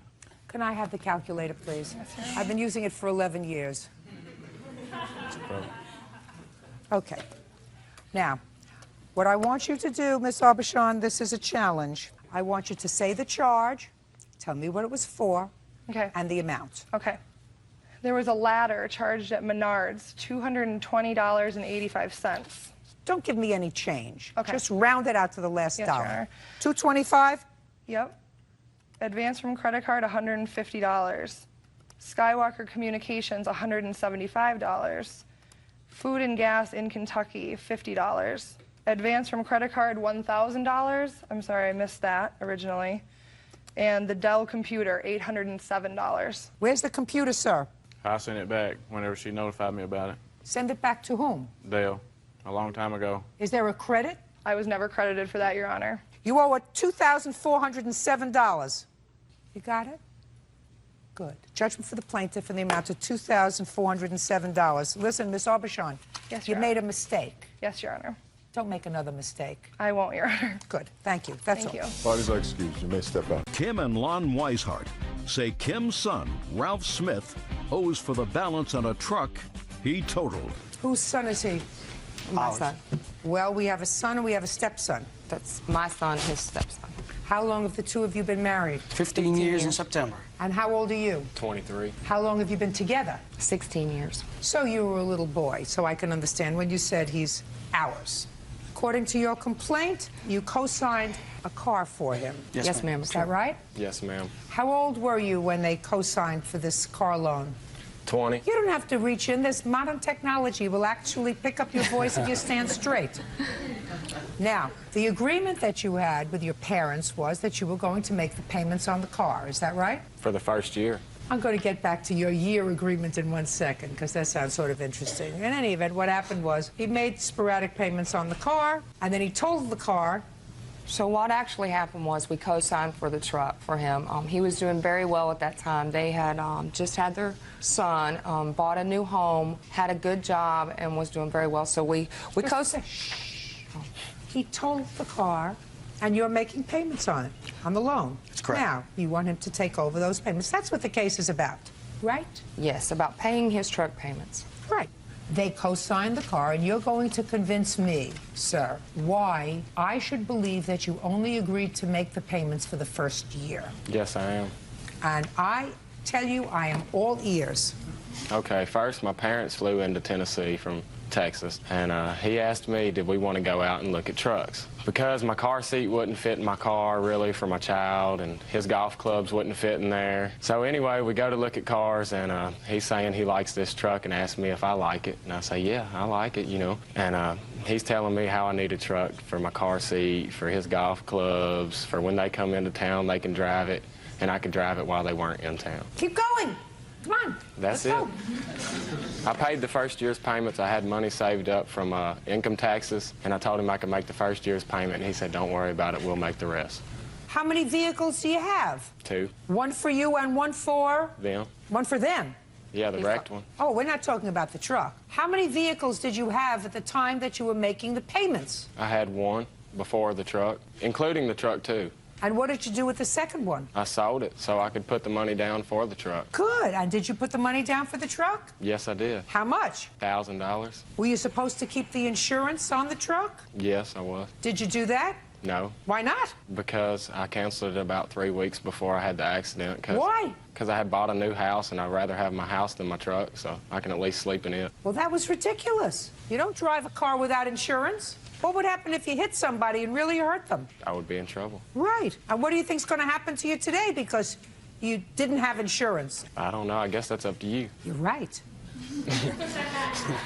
So we have pictures of the truck. We also have a copy of the loan agreement and then where we paid the truck payments from our checking, if you would like to see any of those. I also have some evidence also. They had co-signed for a car, the car that I had sold. That's what I had told him. That car ran fine. I didn't need another vehicle, but... You just told me that the car seat for your baby didn't fit in your car. It did. He said it didn't fit good No, enough. you told me it didn't fit. It fit. I mean, we had to drive him around for a few months before then, so he had to fit somehow. Not necessarily. Well, you think we rode down the road with him in our lap? Yes, I do. Okay. Your Honor, that was casual conversation when we came in to visit into town. We were going somewhere, and he was struggling to get the car seat in the car. And that's when I said, wow, you just need to go get a new vehicle. You know, I recommended getting a truck with an extended cab as well so that it could put the baby seat in and out of the truck easily. Who did you... Pile of rocks. Were you drunk? No. Did you fall asleep? No. It's the first time I had been down this road, and we were going to where we live. Well, a pile of rocks doesn't move, sir. This is a lot of damage to do on the car. It was summer, and the trees were sprung out, obviously, and they have a stop sign, ahead sign, and it's only about 3 feet before the stop sign. With the trees bloomed out, you couldn't really see it at nighttime, so I went to stop. And so whose fault do you think that is? Mine. I have the car anyway, like I was saying, that I had before. They co-signed for it. I paid every payment on it. I had 1 year lease, and I paid it off in 10 months. Well, sure. You know why? Because you still have it. Why would I not pay the truck if... Because of something that you just told me, sir. which was that you wrecked it. And you wrecked it at a time when you had no insurance on it, and you didn't have insurance on it because you chose to put money into your house rather than pay your car insurance. That's why you didn't pay them. That's the difference. Did I just answer your question? No. Well, I think I answered it. You may not like the answer, but I answered it. That's not why I didn't pay the payments. I did not pay the payments because I was only supposed to pay 1 year, and that's what I No, paid. did you make any payments, sir, after you totaled the truck? No, I didn't, because my Did year you was make paid. payments before you totaled the truck? Yes, I did. But it was 1 year, and it had just so happened that You mean when that just 1 year... serendipitously? You wrecked the truck on the first year anniversary. That was serendipitous. It was a month after. It was a month after he wrecked it. And, Your Honor, for that month of May, which made it up to a year, he didn't make that payment either. He was having a hard time at home with his family. They weren't getting along too well. Why weren't you getting along too well with your family? Because we were pinched for money, that's why I had to cancel my insurance. We wasn't making bills. We were stressed out. Well, that's unfortunate. Did you buy a house that was too much for you? No, I did not. I bought a truck that was too much for me for 1 year, I guess, and didn't pay the insurance. No, because if you were stressed out, then you're stressed out over more than just a truck payment. Exactly. Then what you do is say, listen, I have to sell this truck, and I have to buy transportation because we need transportation, but I can't afford this truck. You don't just stop paying. Does your wife work? Yes, she does. And you work? Yes, I do. How much do you earn? $390 a week. And your wife? She earns $500 a week. And your mortgage payment? Zero. $350. We rent now. We sold that house. Did you make a profit when you sold it? Yes, I did. And didn't pay a payment then either. I bought a new tax vehicle. check, not a new vehicle, Well- $1,400. Listen, there's no question in my mind that it was very difficult for you to come here to sue him. How much did you have to pay on the truck? We paid approximately up to $6,000.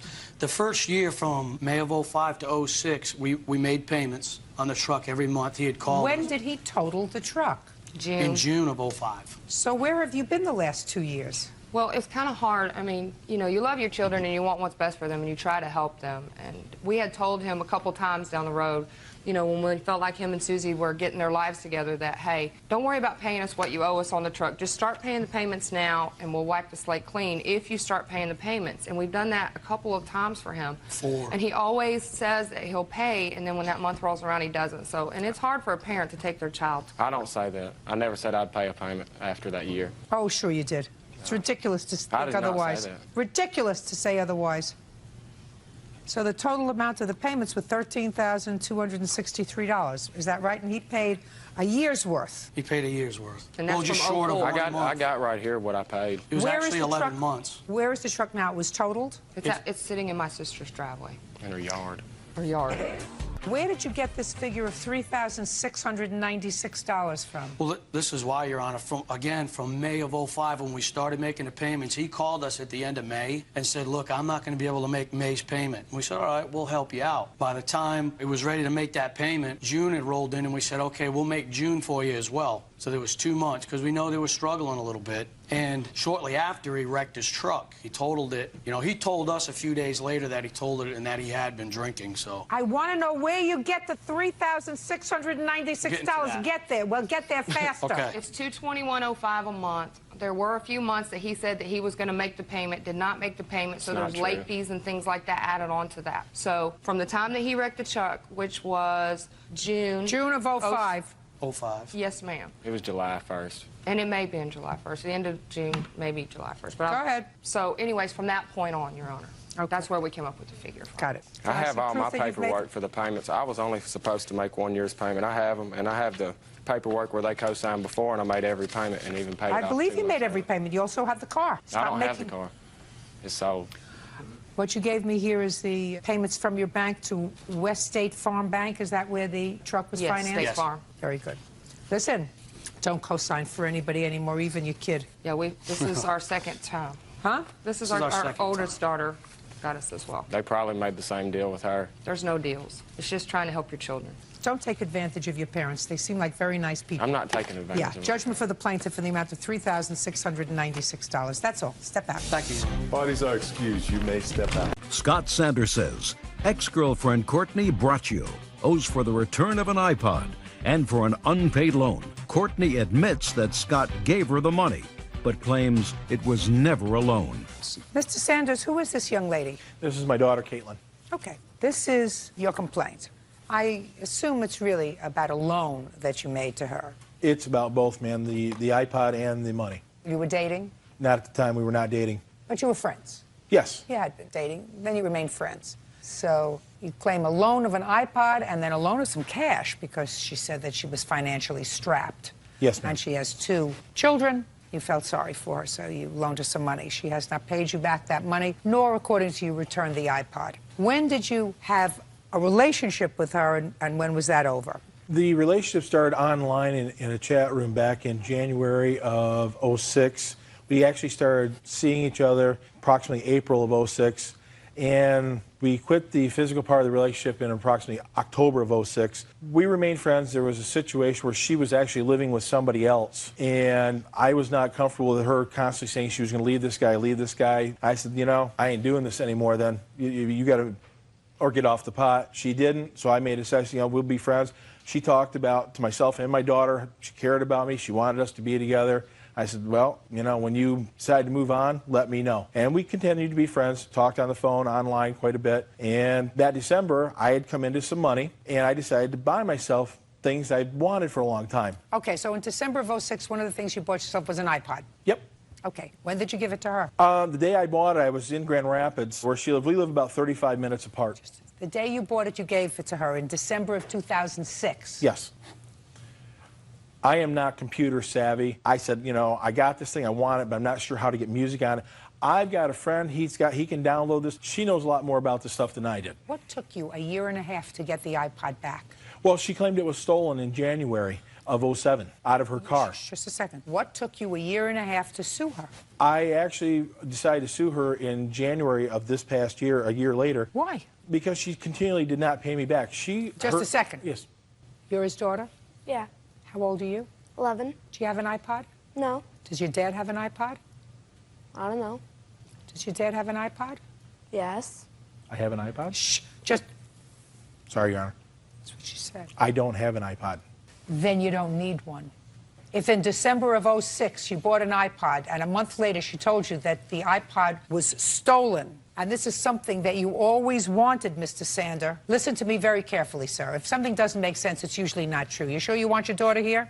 Absolutely. Fine. If one of the things that you purchased, one of the things you always wanted in your whole life was an iPod, and you purchased it in December of '06, and you gave it to her in December of '06, and she said it was lost in January of '07, and you claim now, she says no, but you claim now that you do not have another iPod, an adult like you would have replaced it in the year and a half that you didn't have it if it was something that you always wanted in your whole life, because, Mr. Sander, they're not that expensive. I just bought 3 of them as gifts.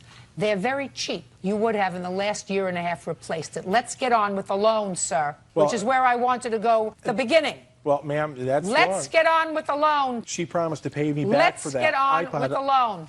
I have the information where she promised, ma'am. Let's get on with the loan. Very well. When was the loan?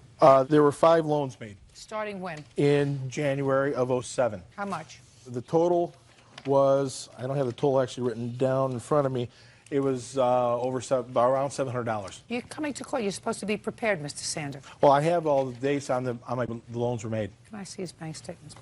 I had to withdraw cash. She does not have a checking account. She asked me to give her cash. If Your Honor will notice that all the loans. Just a second. Yes, ma'am. What are all these checks? Those are just part of the statement on that particular month. I only pay my bills by check. Everything else I use a debit or a credit card on. I have no reason to withdraw cash. Everybody has a reason to withdraw cash, sir. How much money did he give you? I would say a couple hundred, like maybe 3 or so. It wasn't 700. I know that. Well, you have outlined, dating back to January of '07, $950 without the fees. You also notice, Your Honor, that I live in Muskegon. Those were all on Alpine in Grand Rapids near her hometown. I was there seeing her, loaning her the money, except for the one on Sherman Avenue, which is in Muskegon. I was on my way there. I stopped by my bank. You say you have proof that she acknowledges the loan of this money. My daughter overheard conversations on my side of it where I said, let's get together, we need to talk about you paying me back. The agreement was once she got a job. She didn't get a job until October of '07. And I said, take a month to get on your feet. I understand. That's fine, but you've got to start paying me back this money. Go ahead. My daughter and her were close at one time. And finally in January of '08, we went to where she worked, had a conversation where, again, she promised to come over to my daughter and myself, no call, no show, and that's why I said, you know, I'm done waiting for this. This is the next course I got to take. Okay, go ahead. I don't know. He did give me money, but I didn't say I'd pay him back. And he has stalked me before, and it kind of creeped me out, so that's why I think... Do you take care of children? I have 2 kids, yes. You take care of them? Yes, I have them every day. How old are they? My oldest will be 4, my youngest is 2. And where is their father? He works. Does he live with you? Not now, no. And where are your parents? My mom lives by me, my dad's dead. My mom is around. She actually watches my kids every day while I work. Okay, Mr. Sander, forget the iPod that you gave her in December as an early Christmas present. She owes you $800. That's what you're suing for. I think that you probably made a big mistake. That goes without saying, Your Honor. Okay, so you seem like an intelligent man. What do you do for a living? The money I got was through a back injury. I can no longer work, and I do boat rehabbing now. We buy, myself and a partner buy boats, fix them up, and resell them. That's about it. Make a living at that? Not really, but it's a hobby. I can work at my own pace. My back limits me to what I can do every day. I mean, I can work 15 minutes, sit down for 20, work 15, sit down for 20, so it's kind of at my own pace, and it's kind of nice. And it keeps me out of the house because walls start creeping in when you're there all the time because you can't really do anything. You get disability? I've applied for SS, Social Security. If you can build boats, sir, you're not going to get disability insurance. You understand that? Yeah, right. Boat builders usually don't get disability insurance. Judgment for the plaintiff in the amount of $800. That's all. Thank you. 19-year-old Danielle Gage is suing her ex-boyfriend, 25-year-old John Cowie, for several unpaid loans and for the cost to move after they broke up. How old are you, Miss Gage? 19. How old are you, Mr. Cowie? 25. Miss Gage, it is your claim that you made a couple of loans to Mr. Cowie while you were dating. Correct. How old were you when you met him? When I met him, I was 17. When's your birthday? In May. And how old were you, Mr. Cowie, when you met? 23. Were you working? Yes, sir. Or ma'am, sorry. What were you doing? I was a manager at a Subway restaurant. What are you doing? I'm a pharmacy tech. Do you claim you made your first loan to Mr. Cowie? The first loan was made in September of '06, but he had paid that back to me. The second loan came in February of '07. What was the second loan for? I was informed by the defendant that his tires had been slashed at work and he had no transportation to get to work. And? And we talked about it. He said that he would give me the money when his first paycheck came in after the loan had occurred. Why didn't he pay for his own tires? Because he said he didn't have any money. He had just paid rent and car insurance and a payment on a car. Where were you living at the time? I was in my own apartment in Boise. So you had rent too? I did. And you had a car payment? My car's fully paid off. You had insurance? I did have insurance, yes. So? Okay, at the time my tires were slashed, was a little stressed, was up to my eyeballs in debt, trying to figure out how I was going to cover it. She met us, me and a friend of mine, at a local bar. We were trying to discuss how we were going to solve the problem. And well, it's your problem. Yeah. Yes, ma'am. She showed up. We were actually in a relatively serious point in our relationship, looking at the potential of moving in together, even getting married. And she says, don't worry about it. We'll solve it. Here you go. Let's go get the tires. And what did you say? I felt about 2 inches tall, taking money from a girlfriend. So if you felt 2 inches tall, you probably said to her, I'll pay you back. No, ma'am. Oh, yes, you did. Because if what you said was, I felt about 2 inches tall because I was really stressed, then you would have said to her, if you were talking serious and marriage to her, you wouldn't want her to think that you were just a bloodsucker. You would have wanted her to think you were a person of character, so you would have said, as soon as I can, I'll pay you back. We were at a point in our relationship. And you relationship. had paid her back another loan. Yes, ma'am, earlier in the relationship. We were at a point in the relationship where we were looking at the potential of even joining bank accounts. Yeah, so, but you were smart enough not to do that with her. Yeah, or she things was fell smart apart enough not shortly to do after. that with you. I would say it was probably a mutual road. Yes, ma'am. Good. So how much were your tires? $400. That you owe her. Did you pay her back? No, I didn't. What else? I just wanted to point out that the only time I've ever been in a bar with the defendant is when we went to play pool, and it was not of hours of drinking. When he told me that the tires were slashed, it was in a text message, and I was at school. I also would like to point out that we have never talked about joining bank accounts. Never. Good. I actually have a check that my bank returned to me. He claims that he did not pay for that $400. He paid me a check on the 6/28/07 of $200. that went through my bank account and then within the week was withdrawn because there was a stop payment put on the check. What was this for, Mr. Cowie? To shut her up.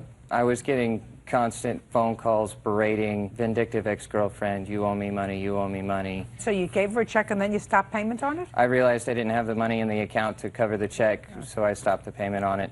Okay. What else does he owe you money for? I took a withdrawal out at an ATM machine for $20 so him and his buddy Russell could go Who to cares? fishing.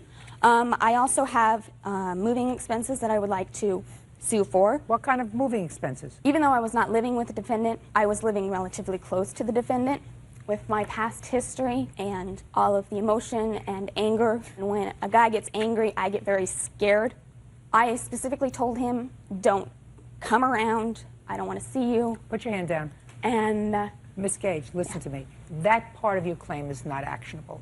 What you're really saying is you have a history, and based on your history, you reacted to whatever angry messages he was leaving, so you moved. That is not actionable. But certainly the money that he owes you for the tires is actionable. He was making sure that he was playing upon the fact that she had been abused. I don't have to go into that. It's absolutely not necessary. Sit down. That part of her claim is not actionable. She doesn't have to discuss it with me. The fact that she chose to move because they were living too close to each other for her comfort is probably a smart thing, but she had to make it within her comfort zone, which she did based upon her history, which is not his problem. You ever get a restraining order against him? I did not. Good. He owes you for the tires, $400. Judgment for the plaintiff. That's all. Thank you. Robert McCullough is suing a former bandmate of his daughter's friend, Joseph Bongiorno, for the return of his musical equipment. Mr. McCullough, it is your claim that the defendant has a piece of music equipment that belongs to you. Actually, two pieces, Your Honor. An amp and something else. And a controller for it, yes. The defendant acknowledges that he has the equipment. He said it's his. You gave it to him. Okay. That's your defense, correct? Yes, ma'am. Okay. Where is it? It is currently in my possession at my home. How long do you know the plaintiff? Mr. McCullough, I met back in November of 2008. How did you meet him? I met him through Matthew Clooney, the plaintiff's witness. I'd been in a band with them since early, probably November of 2007. So you met him through your bandmate? Yes. Now, tell me the circumstances of how this perfect stranger to you, someone with whom you had no relationship with, no business dealings with, correct? Mm-hmm. Gave you what he says, valuable pieces of equipment worth in excess of $1,000. I went to his house with Matt Clooney, and he said Matt had previously called me saying that Mr. McCullough had an amplification system for me to use, and I went to use an amp system for you to use. It was given to me, yes. No, you first said he had an amp system for you to use. Mm-hmm. Those are the words that you just said. Is that right, sir? No, ma'am. No, of course it's right. You want me to play it back for you? No, thank What you said was, Matt called you and said that Mr. McCullough had amp equipment for you to use. Then you quickly changed the word use for you to have. But the first word you used was use, right? Yes, ma'am. So what did you do? I took the equipment from Mr. McCullough. What was the agreement? What did he say to you, and what did you say to him? Well, when it was given to me or handed over to me, there was no agreement saying that I had to return the equipment. Tell me what he said to you. What he said to me was, you can have this equipment and use it, tell me what you think about it, and that was what was said. Did you use it? Yes. Did you tell him what you thought about it? No, I did not. Then you have to give it back. He gave it to you to use, and he said to you, I want you to use this and tell me what you think about it. There's your contract, if I believe you. You never told him what you thought about the equipment. No, I did not. You got to give it back. Now. The fact that you're angry because you're no longer in the band doesn't mean you don't return the equipment. Do you understand, sir? Yes, ma'am. Perfect. Within 5 days, sir, you get your equipment back. Your Honor, just one quick thing I'd like to interject, if you don't mind. Sure. What would be the recourse I'd have the two pieces of equipment? Do you have the two pieces of equipment? Yes, ma'am. He has them. Okay. And they're to be returned to him in good condition. Otherwise, he can bring you back here. Do you understand? You don't want to be back here because you've already embarrassed yourself. Got it? Yes, ma'am. Perfect. That's all. Thank you. 23-year-old Nicole Murray is suing her ex-boyfriend, Sean Simmons, for an unpaid loan, daycare costs, and harassment. Miss Murray, the defendant is your former boyfriend, and quite foolishly on your part, you made 2 children with him. That is probably after you already knew that he had, according to you, a serious gambling problem. It is your claim that he forced you to take out a loan. Yes. That the loan was to be used to pay some bills. That you claim that he gambled the money away. He says he did not. He said it was either lost or stolen. You also claim that he owes you money because he said he would pay for the children's daycare, or at least half of it, and he didn't, and that he has been threatening you. Yes. So you want to be compensated for that, too? Yes. What was the loan for, Mr. Simmons? It was a title loan on her vehicle, 2002 Ford Explorer, for our rent. And when the loan was taken out, the check was cashed. Correct. And who took the money? I did. And what did you do with it? Well, we left from where we got the loan, went back home, and then the next day I went and got a haircut at the local Walmart. I had like $974 on me. Paid for my haircut, went to Arby's, ordered some food, went to pay for my food, realized I didn't have my wallet. So you either lost your wallet or it was stolen? Correct. Where's the police report? There is no police report, Your Honor. I don't believe you. That's your choice, Your Honor. I mean, That's my the truth. choice, that's my right. Because anybody who has a wallet stolen or lost, and that's their rent money, well, if you'd let me finish, Your Honor. They file a police report. Your Honor, like I said, let me finish. Show me a report I then went back to Walmart. Okay? Yes. I then went back to Walmart, had my wallet. There was no money in my wallet. Show me the report. What report would there be? From Walmart. Your Honor, that night... Shut.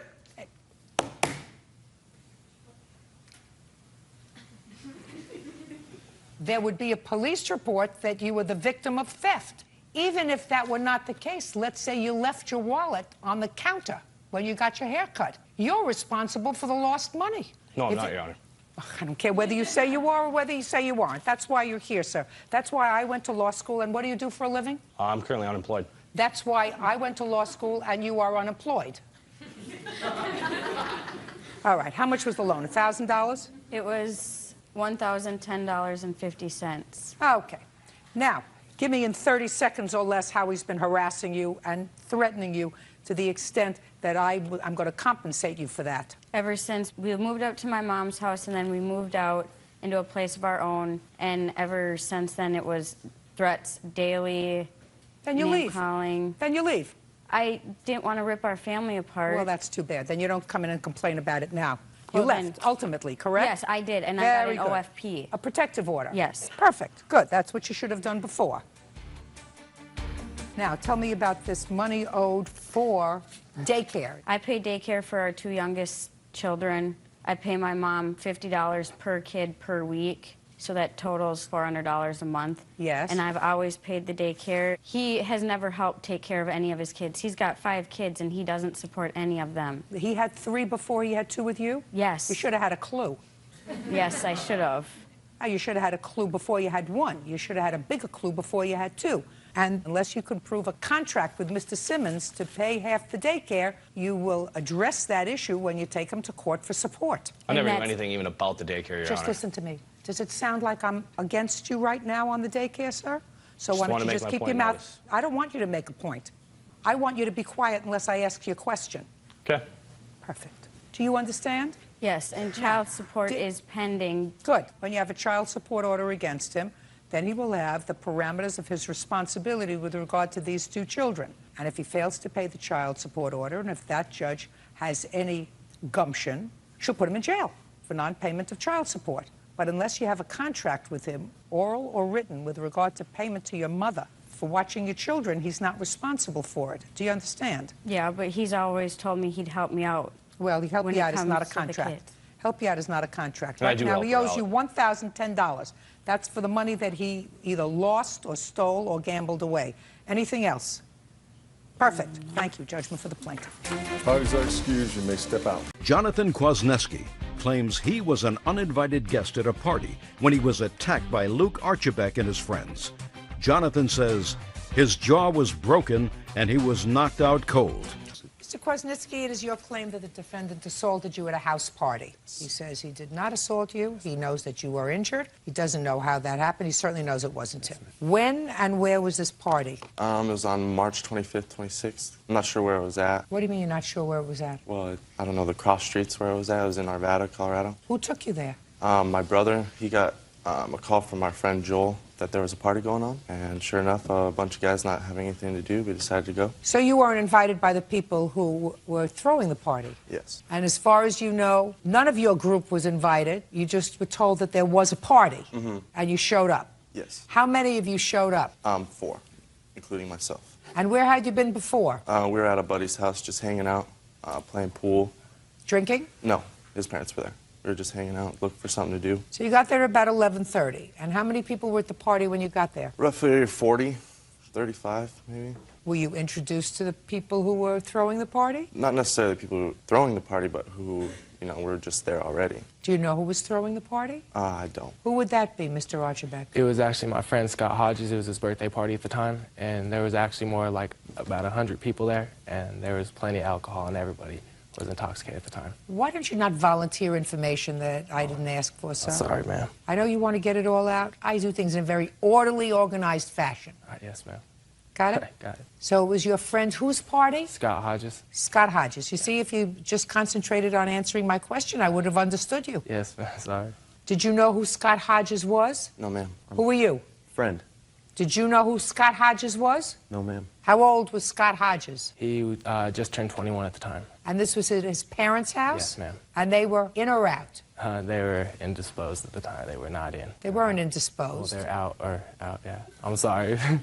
They weren't home? Yeah, yes, ma'am. Okay, so tell me what happened when you got there, sir. We get there and we see that there's hardly any alcohol left, none at all. So we're, wanting to entertain ourselves, just talking around, meeting new people. And I'm just sitting there and I'm talking to this one fella, Corey. And, I'm talking to him, he has a big scar on his face. He said he got hit with a bat, so conversation goes on. He sees my friend Jeff and his twin brother. And he says, I know you guys that jumped my friend. And he started getting, worked up. So I'm saying, hey, Corey, just, relax, just, pat him on the back. Next thing, he pushes me off and says, get the F off me. So I'm like, whoa, okay. So as soon as that happens, the whole crowd looks at me like I did something wrong. Almost as if I punched him in the face, just out of nowhere. So the whole crowd looks at me with just everybody staring at me, just wanting to beat me up. And I turn around and some kid hits me in the face, just punches me in the face. And I'm standing there like, what in the heck is going on? And Jeff comes up and says, Quas, no, don't mess around with this because we're outnumbered. It's like 4 of us and 100 of them. Okay, and so I'm like, okay, some guy gets in my face, talks crap. I don't do anything. I say, I'm sorry. Another kid gets in my face, says, well, you're gonna pay for what you did. I was like, I didn't do anything. Another kid gets in my face, blah blah blah. Next thing I know is I'm getting helped up, and I don't remember anything. And when I came to, I was missing my shoes. My face hurt. I don't even remember what happened. I barely even remember jumping the fence because we were trying to get away from those guys. Okay, so you ended up, according to your complaint, in an emergency room. Do you have the emergency room records? Yes, I do. I'd like to take a look at them, please. You have a police report? Yes. I'd like to take a look at that, too. Anybody arrested for this assault? No.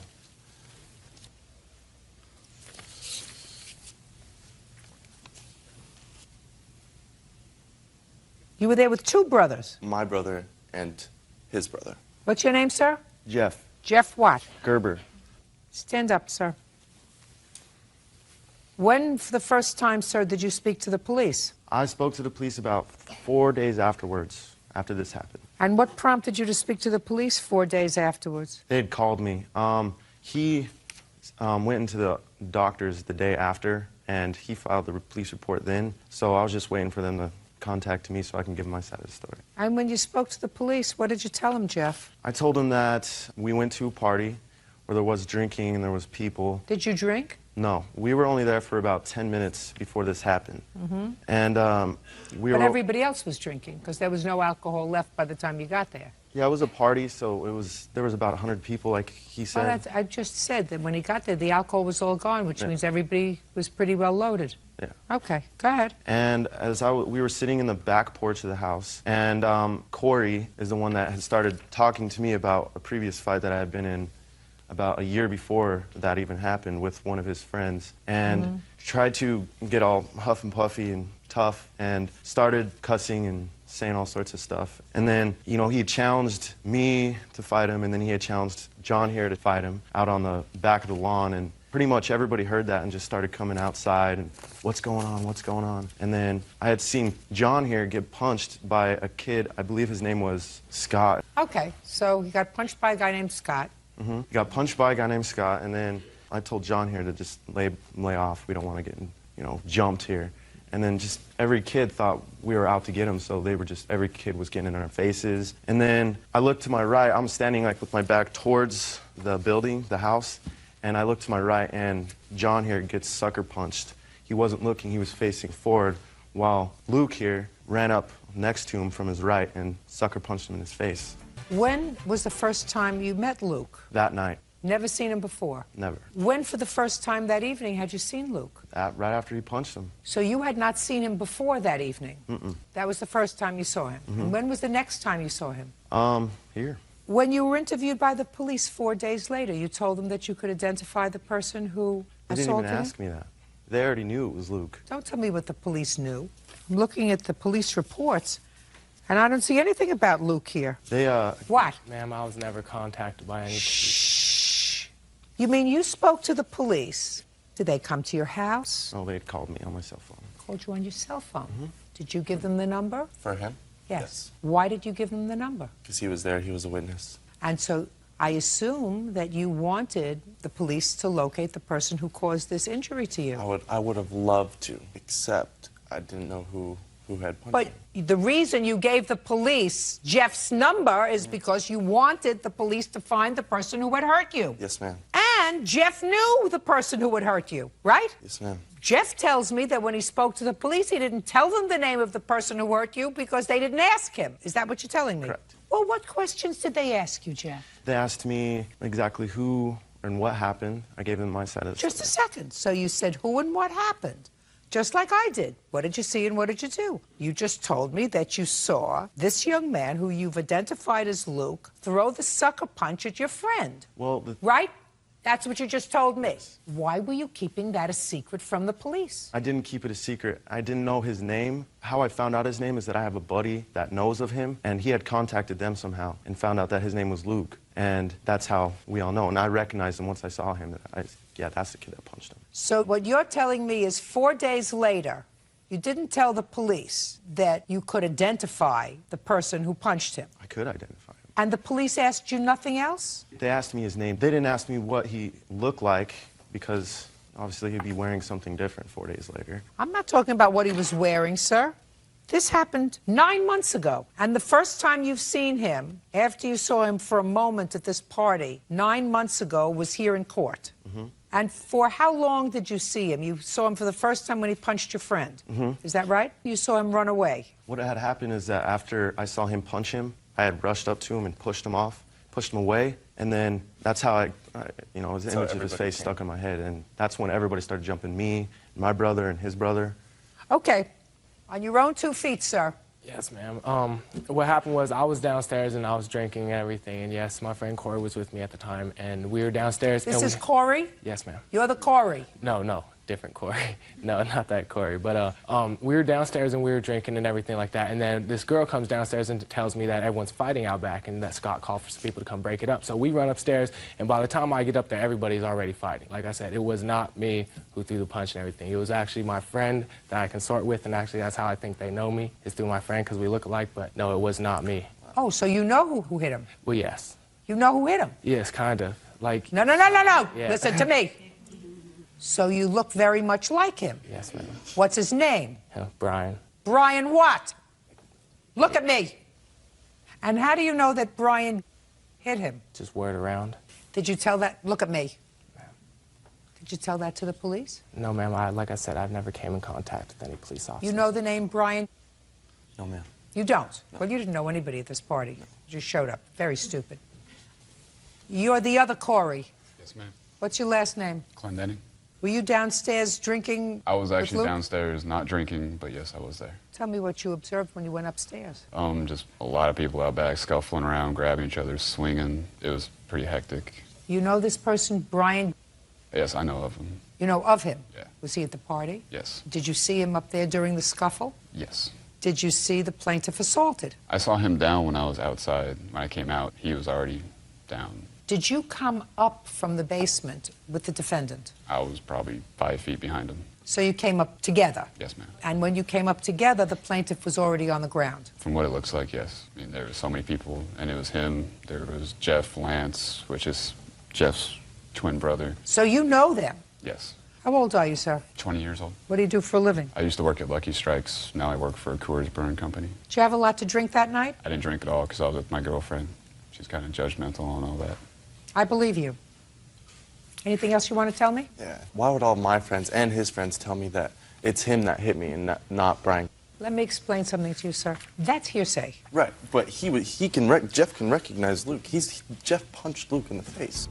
You have to make a determination when you sit as a fact finder as to whether or not 9 months later, after glimpsing at somebody for a second during a fight, you can make an identification. And I have to be very satisfied, even though this is a civil proceeding, that if I'm going to find somebody guilty of assaulting you, I'm going to find the right person guilty of assaulting you. So what do we have? We have clearly you were injured. Your jaw was wired up. Yes. You were pretty well knocked around. There's no question that somebody during that fight, either one person or more than one person, got the best of you. Yeah. No question about that. But you don't know who it was. Well, you don't know who it was. Ma'am, he did the same exact thing to his best friend a month later. Ask him. Go ahead. I'm not asking him. I don't have his best friend here. This is not a free-for-all. This is not a one-stop shopping. What you have, sir, is a case where you say this young man assaulted you. He may have. But what I'm telling you is, sir, if this is your friend and your friend found out the name of the person who assaulted you 4 or 5 months later, which then his responsibility is to call the police and say, I found out the name of the person. This is his name, because you have a serious assault. Police would have taken him into custody, put him in a lineup, and said, can you pick out the person who you claim committed? It's not an appropriate lineup. 9 months later, when you come into court, and there's one person standing in the defendant's spot, and your friend 9 months later says, well, now I remember. I saw him for a moment 9 months ago, and that's the person. That doesn't give me a secure feeling about saying to him, you're the person who assaulted the plaintiff. Do you understand? Good. Case is dismissed. That's all. Christina Smith claims ex-boyfriend Gerald Ware Jr. owes for his share of a cruise vacation, utility bills, and a loan to retain an attorney. Ms. Smith, you and the defendant dated for a period of time and signed a 6-month lease together in August of 2006? That is correct. How long had you been dating before you decided to move in with him? I met him in March, so I was dating under 6 months. I ask that not because it's particularly relevant, but I'm conducting my own sociological study. I want to see how quickly it is that people make this mistake. Right. Yes. In any event, your lawsuit says that you moved in August. Yes, August 5th. And you moved out in? September 25th. Right, so the living together at least saved you a bad marriage. Yes. Right? Yes. Good. It is your claim that Mr. Ware is responsible for half of a cruise that you booked with his consent and his agreement to pay for half of the trip. It was a non-refundable amount of money. It was $2,000, $1,000 for you, $1,000 for him, which, of course, he didn't go on. Correct. Because the cruise was scheduled for? October 13th. October 7th, excuse me. Did you take anyone else with you? No. So you had the cabin all by yourself? I sure did. So let's deal with that first. You moved in August. Things started to go downhill right away. I don't have to know the why. It was not good. You were both not unhappy with the separation. Is that right? Yes. You moved out, but you continued to pay the rent. Your half of the rent. I did. Does she still continue to pay her half of the rent? Up until December. I think she's a princess. And you continued to live there? Yes, I did. All by yourself? And my kids, when I had them for visitation, yes, I did. Well, isn't that nice? Yeah. So you had a great place to live. Are you still living there? Until January 6th. And then what happens? I received a 30-day notice. Why? Because she didn't pay her, as it states in this letter, she didn't pay for December's rent. Why didn't you pay? I paid my half. Why didn't you pay the whole thing? Because I have a written agreement from her that says that she would pay the half as long as I didn't have a room. I'm telling you, if she's paid September, October, and November, and she hasn't lived there, and you've lived there with your kids, so how old are you? Me, 37. Why don't you take care of your own responsibilities? Where are you going after January? They gave you a 30-day notice. Where do you intend to go? Oh, I'll find a place. No, none in mind right now. What do you mean you have none in mind? Well, I'm looking. How much rent do you pay? $675. Is that the entire rent? No. Or just your half? That my half. Okay.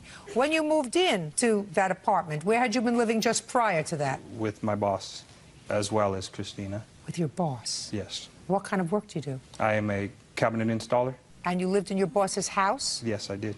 As well as he's a friend as well. Before you lived with your boss, where did you live? I lived with me and a friend named Brian. And when you lived with Brian, how much rent did you pay? About $300 a month, because it was just for a room. How many children do you have? 2. How much child support do you pay?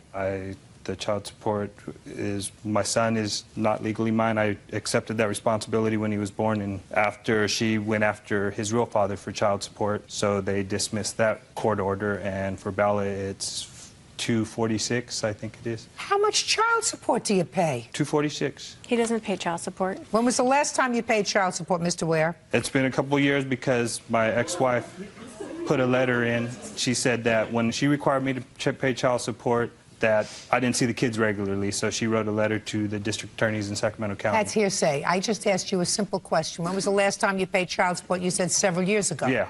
You just told me that you used your apartment, sir, this apartment that you were living in and having half the rent paid by the plaintiff for both yourself and your children when you had them. So clearly you were seeing your children within the last 3 or 4 months. Yes. But you haven't been paying child support. No. Is this your boss? Yes, it is. How did I know that? Are you paid on the books or off the books? On the books. I'm 1099. And how much was your 1099 last year? I didn't work for him last year. Yes, he did. Mr. Ware, he doesn't even want to stand up anymore and get involved with this, sir. Did you file tax returns last year? No, I did not. You just told me you lived with your boss last year before you moved in with her. Last year. What's your last name, sir? McWee, ma'am. You want to leave now? No, ma'am. You might want to rethink that. You get me? Good. So you're paid in cash and you don't pay taxes and you don't pay child support. You're supposed to pay your own rent. I did. My house. Well, you didn't pay, no, your own rent. Listen to me, Mr. 37 years old. You live in this country. You work for him. You're supposed to pay taxes like everybody else, which you don't do. You have children, 2, or maybe just 1. They come to visit you, and yet you have no fiscal responsibility for them. The rest of her lawsuit is, she says, A, she made a small loan to you for a lawyer. I'm not so interested in that, $199. But she said that you had no credit. Well, the reason you have no credit is because you allegedly have no income. So that she put all the utilities in her name. She put all the utilities in her name, left them in her name because she had no credit, and you didn't pay the bill, even when she was paying her half of the rent. Sir? I was giving her half my check. She went over to my boss's house and received money from them. You mean after she moved out? After she moved out? I'm talking about after she moved out. After she moved out, I told her she threatened to turn everything off. I told her to go ahead and turn everything off. Oh, she should have. So? And she didn't. And she didn't. And did you turn the lights on? I couldn't. Listen to me. Did you turn the lights on? Yes, I did. Did you turn the stove on? Yes, did you I did. plug in a coffee maker? Yes, I did. So you used the juice. When you use the juice, you have to pay for it. Did you use the telephone? Yes, I did. If you use the telephone, you have to pay. If you're an American citizen and you use the roads and you use the other services that the government provides, you have to pay taxes. How much were your electric bills and service bills after you moved out? I'm talking about just for him. Yes, the dish bill came to $292.23. I actually put a passcode on there around October 20th when I found out there was adult movies rented on there. He had to do something to keep himself occupied. Next. Sure West bill was $260.14. Is that it? Yes, and if you're not going to do the attorney bill. No. $552, rounding it out, Bert. Thank you. Is that right? Yes. No sense. Good. $552. Now, let's talk about the cruise, Mr. Ware.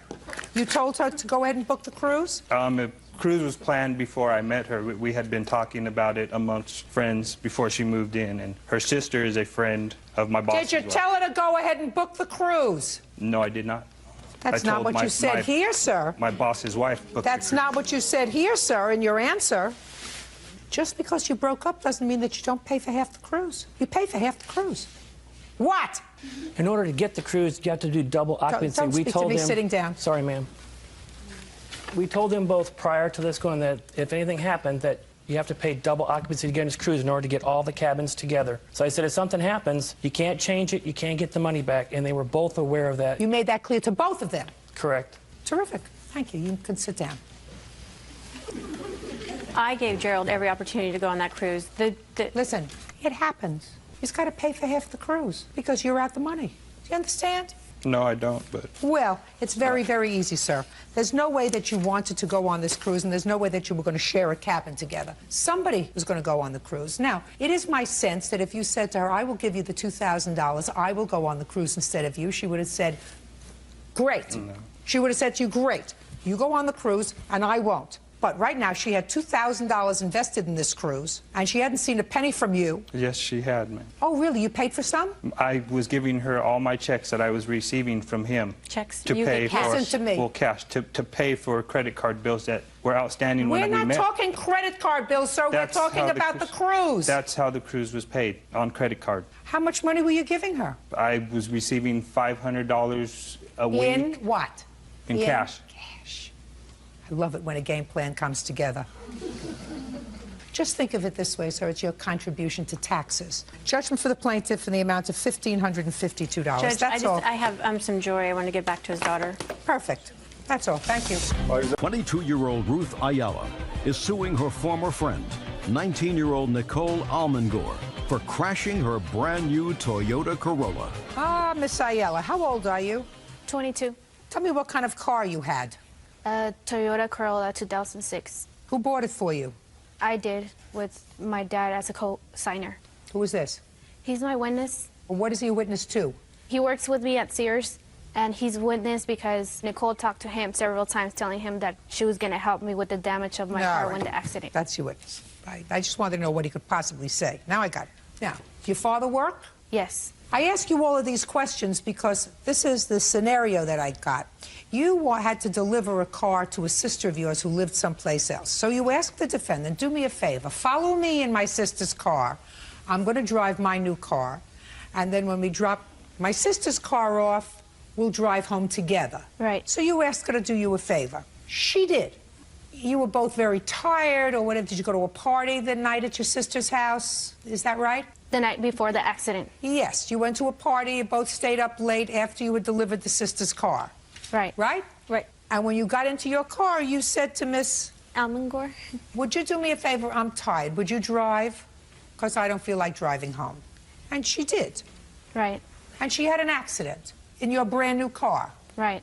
And you want her to pay for half the damage. Right. And she says she had an accident. You should have had insurance.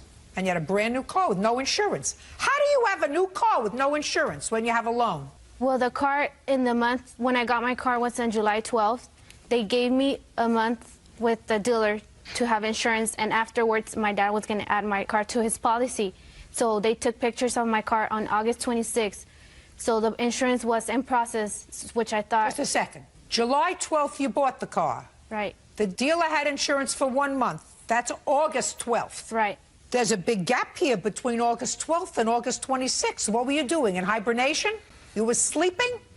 No question. From August 12th to August 26th, at least, when they were going to take pictures, you had no insurance. They were giving you insurance for a month so that you could get it all in place in the month. You waited until it was all over to get insurance? It was in the process of getting the insurance. You had no insurance. That's your fault. If you had insurance, they would have covered whatever damage you had to the car. Right. Right? Right. That's your fault. Yes, it's my fault. I know that, and I accept the responsibility, but it was in the process. My dad was going to add it to his policy. So is it your fault or your father's fault? It's my fault in the first place. It's your fault in the first place? Then you got to pay for the damage. But she was driving my car. She was doing you a favor. She had an accident. She didn't have it on purpose. I asked her to slow down. You asked her to drive your car. Yes, and I asked her to slow down because I knew how traffic was going to get, and she didn't. I don't believe that for a second. You asked her to slow down because you knew the traffic was going to get bad, so you asked her to slow down? I asked her to slow down because she was driving too fast. I don't believe you. I didn't even ask her, and I don't believe you. Well, I got the police report and the pictures of the damage of the car. I believe your car was damaged. I believe she was in an accident. I know that if you had had proper insurance on your car, the insurance would have paid for the accident. She wasn't being reckless. You asked her to drive. Why didn't you drive home? I asked her, is she mine? She said no. That's not why didn't you drive your car home? Because I wanted to rest. I was tired. So you wanted to rest or you were tired. Did you go to sleep in the long ride home? No, I didn't. You mean you kept your eyes open? Yes. And you should have driven.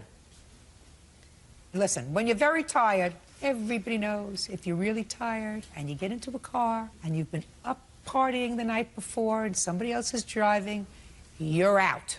As soon as that hum starts to go, I'm getting tired as I'm telling the story. I just think it's just fair for her to help me with half, because if it would have been me driving her car and getting on the accident, she would expect me to pay with half. She may. I think you and your father ought to split it. She was in an accident. Accidents happen. Your father is older than you are. He should have made sure that if he co-signed for a car for you, that car had insurance. We don't live together. I don't live with my father. I don't care whether you live with him or not. It doesn't matter whether you live with your father or not. Your father chose to co-sign for a car for you, 22 years old, hardly old enough to be out of the house on their own. And if he chose to co-sign for a car for you, he should have had the brains to make sure it had insurance. Tell me about the accident. Well, on the way back to Bakersfield, we were involved in an accident. It was more of a freeway accident, and I was driving her car, and when the accident happened, the airbags came out. How did the accident happen? While we were driving... Not we, you were driving. Well, while I was driving, there was cars in front of us started slowing down and swerving out the way. I guess there was an accident in front of us, and I also tried to swerve out the way, but in the rearview mirror I could see cars coming behind us, and we hit the car in front of us. Not we, you. Or I hit the car in front of us. How many cars were involved in the accident? It was just one other car and myself. So the other cars managed to avoid hitting each other? Yes. But not you? No. Had you been drinking that morning? No. Okay, you weren't sleeping at the wheel, were you? No. How fast were you going? Do you remember? I was going the speed limit. I wasn't speeding at all. Excuse me, Your Honor, she's lying. She wasn't going the speed limit, because if she would have been going the speed limit, she would have had enough time to brake. I actually was going the speed limit. Listen, I don't have any proof whether she was or whether she wasn't. Whether she was... I have the police report. It says on the police report. That what? That it was her fault because of speed. Let me see the police report. There was nowhere in the police report that I admitted to speeding at all. I just want to read the police report. Both cars involved in the accident were traveling at about the same rate of speed. And these are all approximates, according to the police. One car was going 65 miles an hour, one car was going 70 miles an hour. Both cars acknowledged, both the one that she hit and the other car acknowledged, that traffic started to slow down ahead of them, and it was an accident. There's no indication here that she was driving at an excessive rate of speed. I'm sorry, Miss Ayala, the responsibility is yours. If you have a brand new car, you're supposed to make sure that that brand new car is covered by insurance, so that if you have an accident, the insurance company pays for it. And if you're not able to drive home, not able because you were up late partying, you wait another day. You wait another 6 hours before you go home, and you drive your own car home. You know, you have to be grown-up if you're going to drive a brand new car. If you're going to drive any car, you have to be a grown-up, and you have to take steps to ensure that if you have an accident, fortunately, no one was seriously injured in this accident. But I'm going to tell you something. If somebody was seriously injured in the accident, the driver ahead of you, you and your father would lose your house because you're driving an uninsured car. So not only don't you have collision, you don't have liability. Do you understand that? Yes, Your Honor. Well, now you understand it. You get it. Case is dismissed. That's all. Tina Corville is suing her estranged daughter-in-law, Jennifer Corville, for an unpaid loan and car insurance payments. Jennifer says Tina's son is a deadbeat. This is the son? Yes, ma'am. And this is your soon-to-be ex-daughter-in-law. It is your claim that while she and your son were living in your home, you made a series of loans to her. Yes, Your Honor. Ms. Corville says that you made gifts to her because she was the only one working in her family. Your son wasn't working, so she needed some car payments made in order to get her back and forth to work, and some insurance payments made on the car. I have a few questions. Yes, Your Honor. How old are you? 25. What do you do for a living? I'm unemployed at the moment. How long have you been unemployed? For not that long, because I had a job January 1st whenever I had put her out. Listen to me. Listen to me. How long have you been unemployed? Since January 1st. Of 2007? Yes, ma'am. Prior to January 1st, 2007, your mother says that you weren't working a good part of the time. That's what your mother says. Yes, Is she ma'am, lying? That's true. No, ma'am, that's true. How long did you have the January job? Not long, because I didn't even Just go don't tell me because. No, ma'am, I hadn't gone offshore. It was an offshore job, and I didn't have a ride to go offshore. That's why I didn't have that job. I hadn't So even you worked didn't one have day. a job? I had the job. I got hired. When was the took- last time that you got a paycheck, Mr. I Corville? didn't get a paycheck from them because I never worked one day Mr. because Corville, I I didn't have want a you to ride. listen to, put on your listening ear, sir. Okay. When was the last time, month and year, that you had a paycheck? Think hard. 2006, and I can't give you the exact month. Well, give me close to the Okay. exact month. About the 10th month, or maybe even the 9th. What would that be, the 9th month? The 9th month Yeah. is September. Took me a while. Good. September. Now, in August, who did you work for? Pizza Hut, Doing what? delivery driver. How long did that last? Not long. Why? Because I was told I couldn't use the car to do it no more. I was putting wear and tear on our car. Your Honor, that was our car at the time. I was a manager at Pizza Hut. Listen, you know what kind of sympathy I have for you? Zero. You picked him. And not only did you pick him, but you picked him, and you have a child. Not with me. I know that. Okay. I was just clarifying it. You know, put your hand down. Sometimes it's better to be alone. Sometimes the loneliest you can be is when you're with somebody. Yep.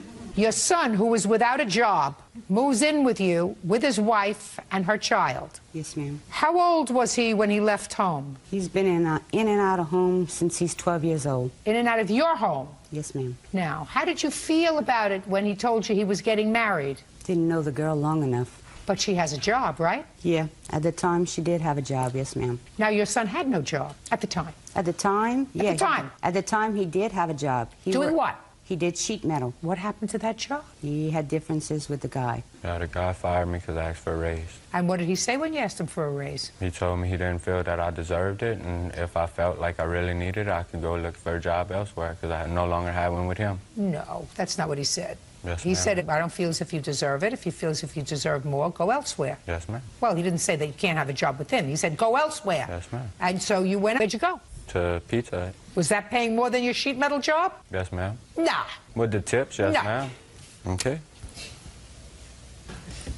Now, tell me about this first loan. After they got married, they moved in with you because he's not working, right? Yes, yes, Your Honor. Were they paying rent in your house? Not at the beginning, no. Were they paying rent later? When the second go around, they were going to pay rent. They moved in twice last year. Fine. Well, the second time they moved in, did they pay rent? 1 month. How much? $150. And who paid the rent? My son. What was he doing? He was working for Trim. Newcom. Yeah. What happened to that job? We had went and we had a court date for me and her both to attend to, and we asked the What kind of court instructor- date? I don't really remember, to be honest with you. You had a court date and you don't remember? Yes, What kind of ma'am. court date did you have? It was actually court for his paternity test. Yeah. It wasn't nothing to do with me. But For we a left. quiet. For a paternity test for what? His second child. He has children? Yes, ma'am. Wunderbar. He has two, one for two different women.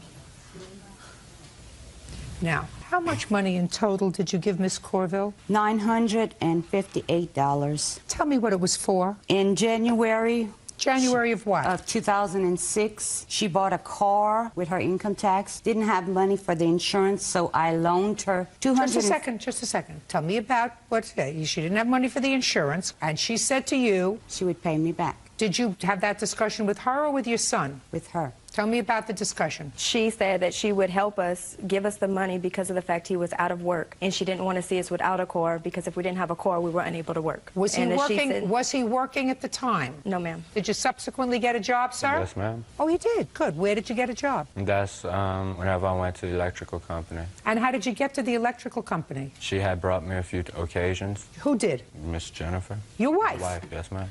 What's next? In May, she called me at work crying because she had a payday loan that she had taken before they were married, crying because she was going to get arrested. Could she please borrow some money? Is that right? It is. Good.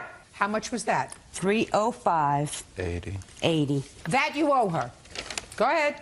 Then in September the 19th, ABC insurance canceled, so they had to find new insurance. They had to find new insurance? She had to find new insurance. Where were you working? You told me you were working in September, sir. Yes, ma'am. That's whenever we were both working at Newcom. Oh, okay, so you were both working? Yes, ma'am. And you were using her car to get there? Yes, ma'am. Ah, good. Perfect. So I paid her down payment for $155. That's for fine. the Geico. That ensures that your son is working. She was short $100 because they both lost their jobs. She was short $100, so to keep her car, I put the $100 difference in pay that she would pay me back when she'd find another job. Why'd you get him to pay you some money? It wasn't his car. He was using it. They were a married couple. No, listen, Miss Corville, I had lost your son 3 put her jobs. out of the house when? January 1st, 2007. Why? Because What was my question? I couldn't use the car to go find a job, nothing. She had stopped letting me use the car, everything. That was her Really? car. And you had been using the car to go and look for a job? No, ma'am. Well, you said she stopped. Yeah, like she hadn't let me. And within 3 months since we had been back over there, I had got a job and went to Houma. That was the only time. So that's why you threw her out? Yes, ma'am, because I was supposed to be leaving to go offshore and she wouldn't bring me. Go ahead. He didn't get a job in Houma. He actually went to Houma to get a job. He failed his drug test, and he was unable to work offshore. So he actually didn't What work. kind of drugs were you taking that you failed the drug test? None. You mean that the test was a mistake? No, ma'am, I was going offshore. So you didn't fail the drug No, test? ma'am. Would you like to take one today? Doesn't matter. She owes you for the payday loan. That she owes you for. For the car, consider it a contribution to your son. Do you understand? Yes, Your Honor. Good. Judgment 30580. That's all. Thank you very much. Diana Maddox is suing her ex-boyfriend, Charles Darnell, for the return of Christmas gifts she left in his home. Charles says the gifts went missing. Ms. Maddox, according to your complaint, you dated the defendant for many months.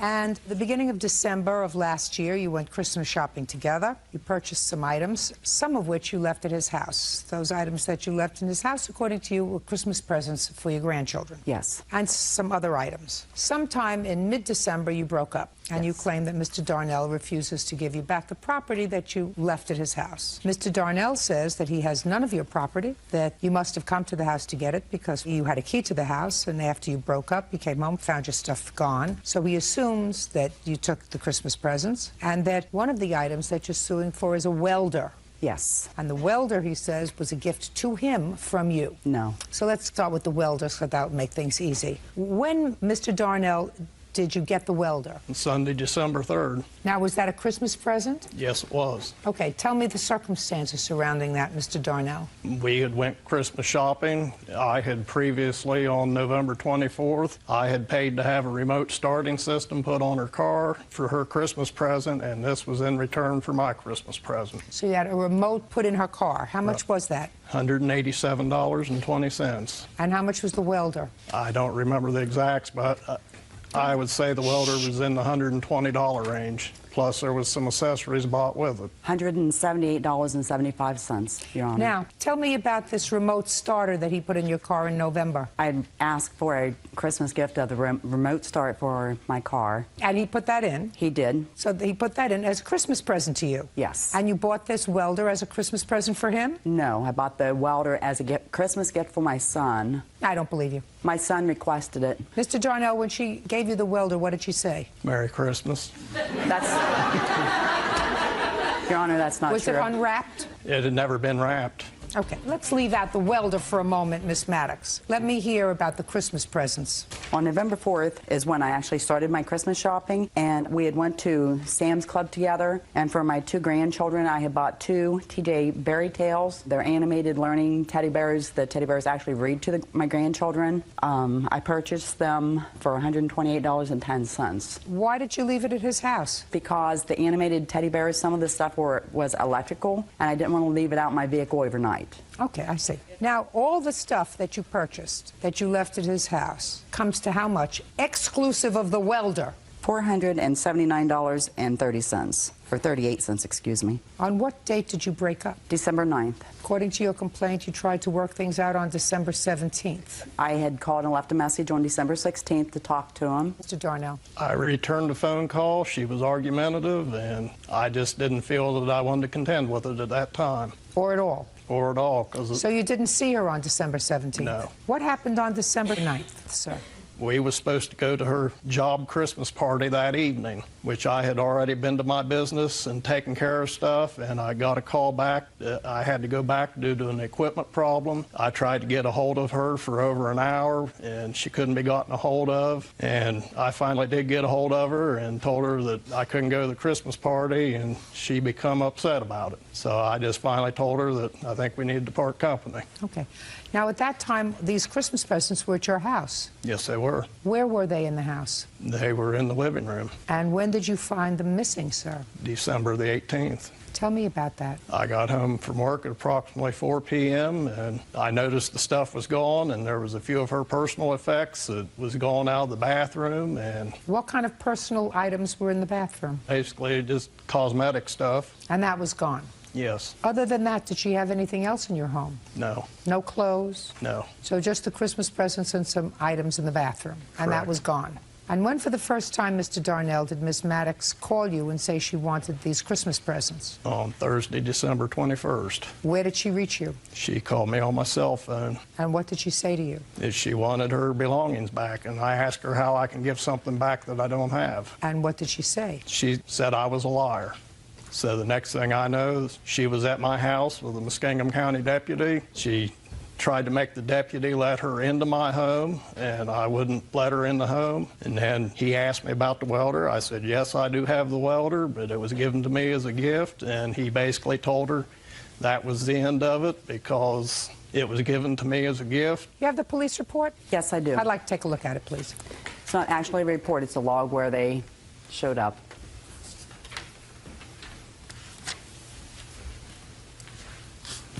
When you called the police, Miss Maddox, to accompany you, what did you tell them? I told them that I saw him loading things into his car and I needed assistance to make sure that he didn't take off with the teddy bears. I thought it was the TJ Berry Tails. When did you see him putting things in the back of his car? On the 21st of December. I had called him, left him a message. He called me back, told me I would never get my belongings back. I had 3 CDs in my car. I didn't want it. That was on the 21st? This is on the 21st. So I went to his house anyway. I handed him the CDs because I didn't want them. I said, could I please get my stuff? And he said, you'll never get your stuff. So I left. I went to some pawn shops. Hope maybe he had sold them. I could maybe buy them back for my Christmas presents. And they wasn't at the pawn shops. So there's a school behind his house, and for some reason, I pulled behind there and I saw him loading 2 boxes into the back of his car. And I thought they were the TJ teddy bears. I really wanted them for my grandchildren. So I called the deputies to help me get them. Did they look in his car? No. They said it was property. That's why they didn't. Because at that point on me, I did not have the receipts. I have to make a judgment as to whether or not you're telling me the truth. What do you think I'm going to decide? You'll probably rule in her favor. I will. Do you know why? Why? Because she's telling me the truth. That's why. Because I've been in this business for 40 years. And that's why I can tell who's telling the truth and I can tell who's lying. And there isn't a question in my mind that this lady would not have come to court today unless she felt as if you did the wrong thing by keeping her grandchildren. It may have been other things, you know. There were other things other than gifts for her grandchildren. Maybe she would have let it slide. But it really irritated her that because you broke up in a way that was unpleasant, you took her property, which I believe. I don't know what you did with it. You sold it. You have grandchildren. Maybe you gave it to your grandchildren. Maybe you gave it to your friend's grandchildren. Maybe someplace. Maybe you donated it to children. Who knows what you did with it? But there is no question in my mind that you had her property. The welder is yours, Mr. Darnell. I honestly believe you when you said to me that she gave you that as a quid pro quo for putting the starter in her car. And it was an early Christmas present, but not the toys. Judgment for the plaintiff in the amount of $479. That's all. Carolyn Tennant is suing her son's friend, 22-year-old Jeffrey Holly, for stealing her golf cart and damaging it while driving drunk. Miss Tennant, this young man was a friend of your son's? Yes, ma'am. You all went camping together? Yes, ma'am. And you had a golf cart that sort of takes you to and from, I guess, a lake or shopping or whatever? Well, it's like the major mode of transportation out there. And other people have golf carts. Yes. Mr. Holly took your golf cart without your permission? Correct. And he was drunk? Yes. You agree with that? Yes, ma'am, I do. And he had an accident? Yes. Your golf cart was damaged? Correct. And the golf cart of the other people was damaged? Yes, ma'am. The other people sued you as the golf cart owner? Yes. Successfully? Yes. And you believe that Mr. Holly has the responsibility of compensating you for both that judgment and the damage to your golf cart. Correct. Mr. Holly says that it wasn't his fault. Yes, ma'am. And he should have been able to go to court and prove that. And since he didn't have that opportunity because you proceeded without him, he's not responsible. Did I identify your position, Mr. Holly? Yes, ma'am, you did. I have to find out a little bit about you, sir. Age. Age 22. Occupation. Basement waterproofing and foundation wall rebuilds. Number of times arrested. Since I turned 18, 3 times. For what? Disorderly conduct, a malicious assault, and unauthorized use of heavy equipment. Were you drinking during any one of those 3 arrests? Yes, ma'am, the disorderly conduct. Now, have you ever had convictions for any of those things? Yes, ma'am. Ever go to jail? Yes, ma'am. For how long? I did 1 week, and then I got out on a signature bond. Are those cases over? Yes, ma'am. Mr. Holly, you and booze don't get along, sir. Yes, I agree, ma'am. Do you want to tell me what happened with Miss Tennant's golf cart? Yes, ma'am, I do. That night, it was Memorial Weekend, you know, and there was a bunch of us out there together, and, you know, everybody being of age recently, we all decided, you know, we were going to get drunk and have a good time. They have dances at the barn, whatnot. You know that you don't have a good time when you get drunk. Yeah, I'm starting to realize that, You really understand that. You know, most of the time you don't remember. Most of the time you act stupid. Most of the time you get sick afterwards. You really have a much better time if you're sober. That doesn't mean you can't drink. That just means that you have a better time if you're not drunk, right? Yes, ma'am. But you got drunk. Yes, ma'am. And? And I decided to take the golf cart keys from the top of the freeway. There was people driving it all day and most of the night. I figured, why not? You know, I mean, we were just going to go around the block and come right back. There was another golf cart passing filled with some people that lived down at the next camper down. And I thought they were going to stop, and I guess they thought I was going to stop, and it didn't work out that way. So? So I ran into the side of them. They proceeded to get off the golf cart and just completely make an enormous deal of it. I mean, they're golf carts. They don't go over 10 miles an hour. Oh, they go faster in there. And during all this, I mean, everything started getting out of control. People were yelling at each other. One of the ladies on the golf cart, her fiance decided to sucker punch me. Then I was held from defending myself once I found out in that township I could legally defend myself once somebody put their hands on me. I was held from defending myself, and I mean, why couldn't I get any, you know, closure on that? Because I did make a police report on it, and I figured You wanted closure. Tell me how you wanted to get closure. We were going to make a deal. My brother was going to give the guy $1,500 for his golf cart. No. I'm talking about you wanted to get closure from being sucker punched, you said. Yeah, either a chance to defend myself at that moment in time, to punch him back? You wanted to punch him back? Yes, ma'am. And you were prohibited from doing that. How, sir? Because Alan Reining grabbed me and basically pushed me backwards and bear hugged me and wouldn't let me. Wouldn't let you punch him back? Yes, ma'am. And that would have given you closure? Yes, ma'am. You've been watching too many psychological programs that seem to be proliferating in daytime television, sir. Not everything gives you closure. You usually refer to the fact that you want closure when somebody in your family dies. You go and visit them and you say, now I have closure. You know, I've seen them, I've said goodbye. Closure is not usually a thing that one refers to, punching somebody back. That doesn't give you closure. Mr. Holly, you're a very polite young man. Do I make you nervous? Yes, ma'am. Is that why you're sweating? Yeah. Yes, ma'am. Did it make you nervous when you appeared before the other judges? Not really. But I scare you. Yes, ma'am. That is a really, really good thing. I've not had a particularly good day today. That is the only thing that's made my day today. The fact that I make you nervous enough to sweat. You owe Mrs. Tennant money. You owe her the money that she spent or will spend to fix her golf cart. And you owe her the judgment that was entered against her for the accident you had when you took her golf cart without permission. Because if you go back, Mr. Holly, these are the objective facts. I'm not going to really scream and yell at you because you've been so polite. I'm going to say it easily so you can get my drift. A, you were drunk. You should never have gotten behind the wheel of any instrument that was moving because you weren't exercising good judgment. B, you got behind the wheel of it without permission. So in effect, you stole it. You had an accident. You're responsible to reimburse her for any out-of-pocket expenses that she had. And her out-of-pocket expenses were? $1,782.50. $1,782.50. And 50 cents. That's your liability, Mr. Holly. That's your legal responsibility. And if you don't want to incur that kind of obligation, you're not supposed to get drunk and act stupid so that you really don't know what's going on. You're not supposed to take people's property without permission. You're not supposed to get behind something that goes even 10 miles an hour when you're drunk. All of those things you did. Just say, it's going to make you feel better, and you're going to stop sweating. It's my fault.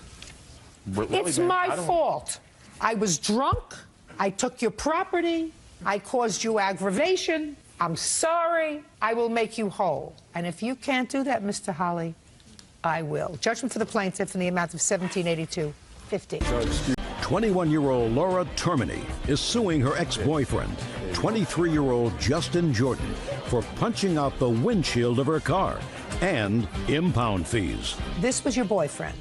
You had an argument while you were driving in a car. You were the driver? Yes, ma'am. He was the passenger. During the course of the argument, he got very angry and he hit the windshield, or he hit a mirror in your car, which broke the windshield. You want him to pay for that? Yes, ma'am. And I assume that after this incident, you were no longer boyfriend and girlfriend, but about a month later, you had to go to the airport. So you were stupid enough to ask him if he would drive you to the airport and he could keep your car and use it while you were away. So he took you to the airport. According to him, he parked it where he shouldn't have parked it. It got towed, and it cost you a whole bunch of money to get the car out of the towing facility. So far, is that about right, Mr. Jordan? Yeah, that's correct. No, look at me. Look at me, Yes. smarty pants. Yes, Judge, that's correct. Yes, it is. Correct. All right. Mr. Jordan's defense is he broke the windshield in the car instead of breaking your face, because that's how mad he was. So he hit something that couldn't really injure. Am I reading it right? Yes, you are. And the second part about taking the car and having it towed, he says, well, you should have come home from your vacation early and taken care of your problem,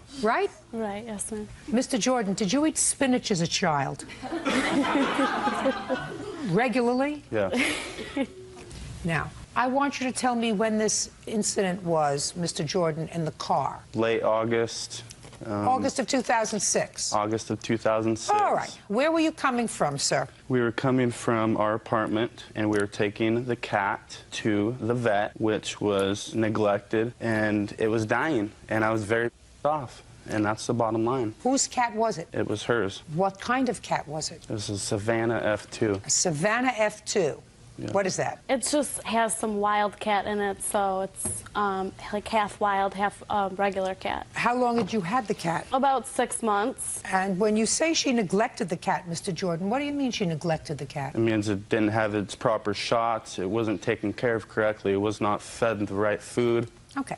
So you were angry with her that you were taking the cat to the vet. Yeah, it was dying. And what did you do? Well, she was degrading me, putting me down, and Well, what did she say to you, Mr. Jordan? a bunch of stuff like worthless and just stuff like that, you know? She called you worthless? Yeah, stuff like that, yeah. What else did she call you? A bunch of profound words that I can't say on TV, but, You mean know. profanity, not Profanity, profound. yes.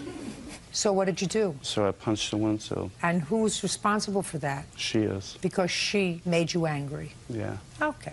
Now, you took her to the airport Yes. in her car, and then you took her car to work. Yes. Did you park it in a place where you shouldn't have parked the car? No. You mean the police made a mistake? in Yes. Towing your car? Yes. Was it parked near a fire hydrant? Was No, they say it was blocking a driveway. it blocking a driveway? Yeah. But there was no driveway. No, there was a driveway, but it was not blocking a driveway. You mean somebody could have squeezed through? Definitely. No, it wasn't blocking a driveway. You mean they just selected your car at random because you ate your No. spinach as a child? No.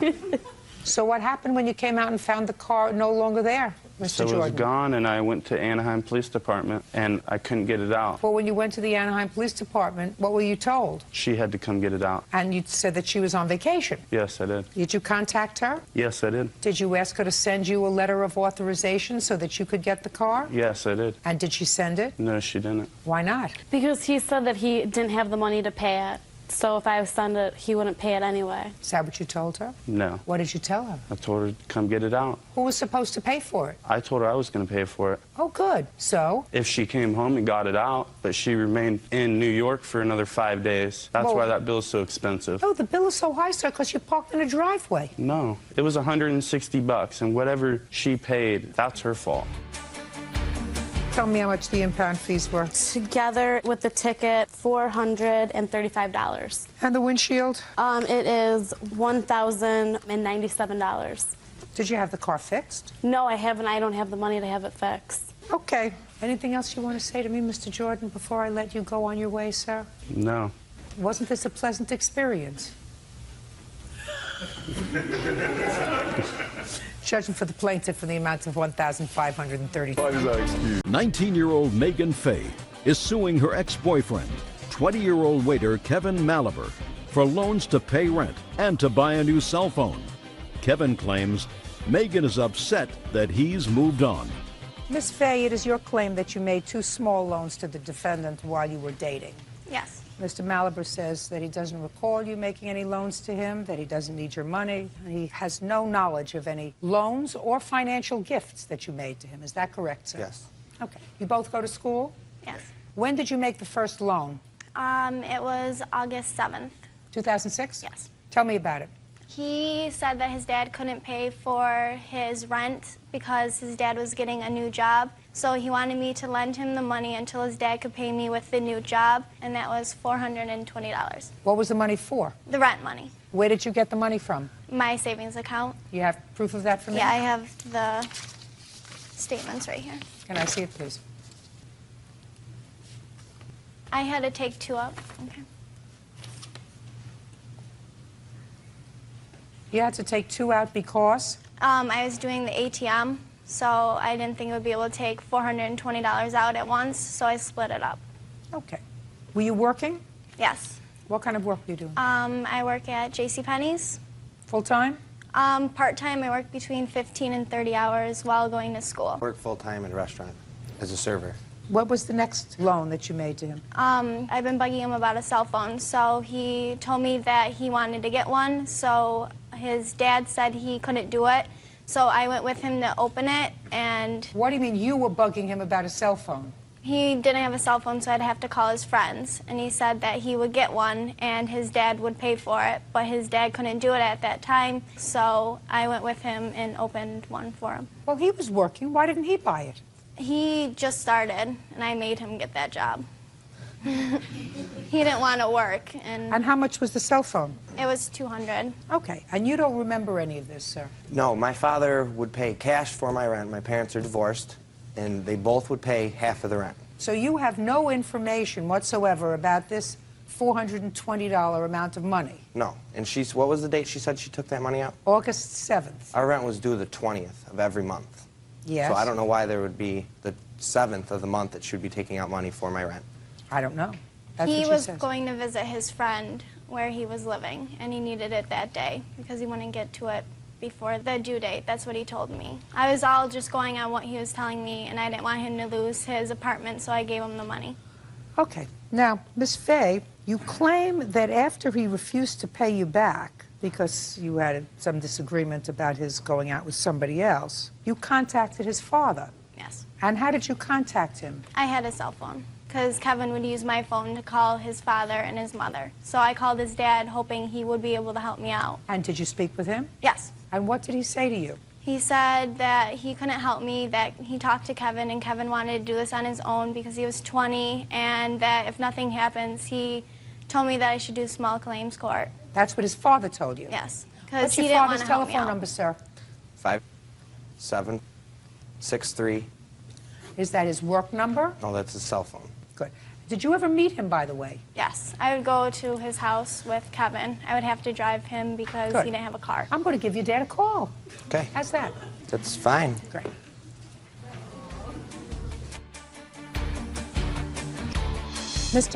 This is Judge Judy Scheindlin. How are you? Mr. I have a couple of questions for you. Do you have a moment for me, sir? Great, great. Do you remember sometime several months ago receiving a phone call from Miss Fay, your son's former girlfriend, Megan Fay, she discussed with you some money that she said your son had borrowed from her? Did she tell you how much he had borrowed? Did you agree to pay her that money? And did you speak to Kevin about it? And what happened? Okay. Did you tell Miss Fay that if he owed her money, that she should sue him? I absolutely agree with you, sir. You've met this young lady before, is that right? Ever had any difficulty with her before? Seemed like a nice young lady? Very good. Thanks very much. I appreciate your assistance. Bye-bye now.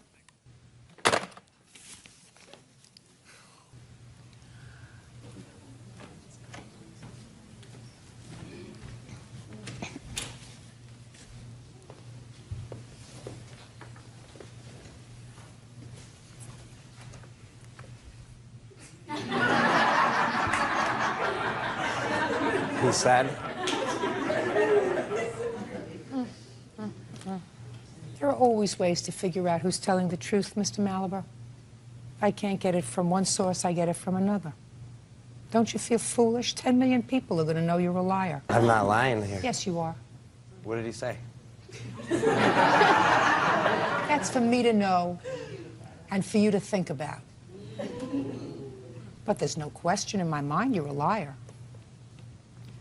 Judging for the plaintiff in the amount of $620. That's all. Thank you. 21-year-old Marvin Odom is suing his former friend, 22-year-old Mary Jackson, for the return of baby clothes. Mary is countersuing, claiming Marvin damaged a banister in her home while he was drunk. I gather from your complaint that you and your girlfriend, who's pregnant, had nowhere to live. And you called up Miss Jackson and said, could we come in and stay with you for a little while? Miss Jackson, because she's a very nice lady, said, okay, right? No, that's not really what happened. Well, why don't you tell me what happened? Miss Jackson insisted that we come stay with her because she was returning a favor because my girlfriend's mother helped her when she was pregnant with her first child. But your mother didn't help her. No. Right? And you didn't help her. No. But you just came along with the package. Yeah. You and your pregnant girlfriend moved in with the defendant because she was being a nice person. Well, yeah, you could say that. I did say that. And things didn't work out. Right. Miss Jackson said things didn't work out because you got into argument with your girlfriend, you broke the banister in her house, then you got drunk, you fell down the stairs, you had to be taken to the hospital. Is any of that true, sir? Not really.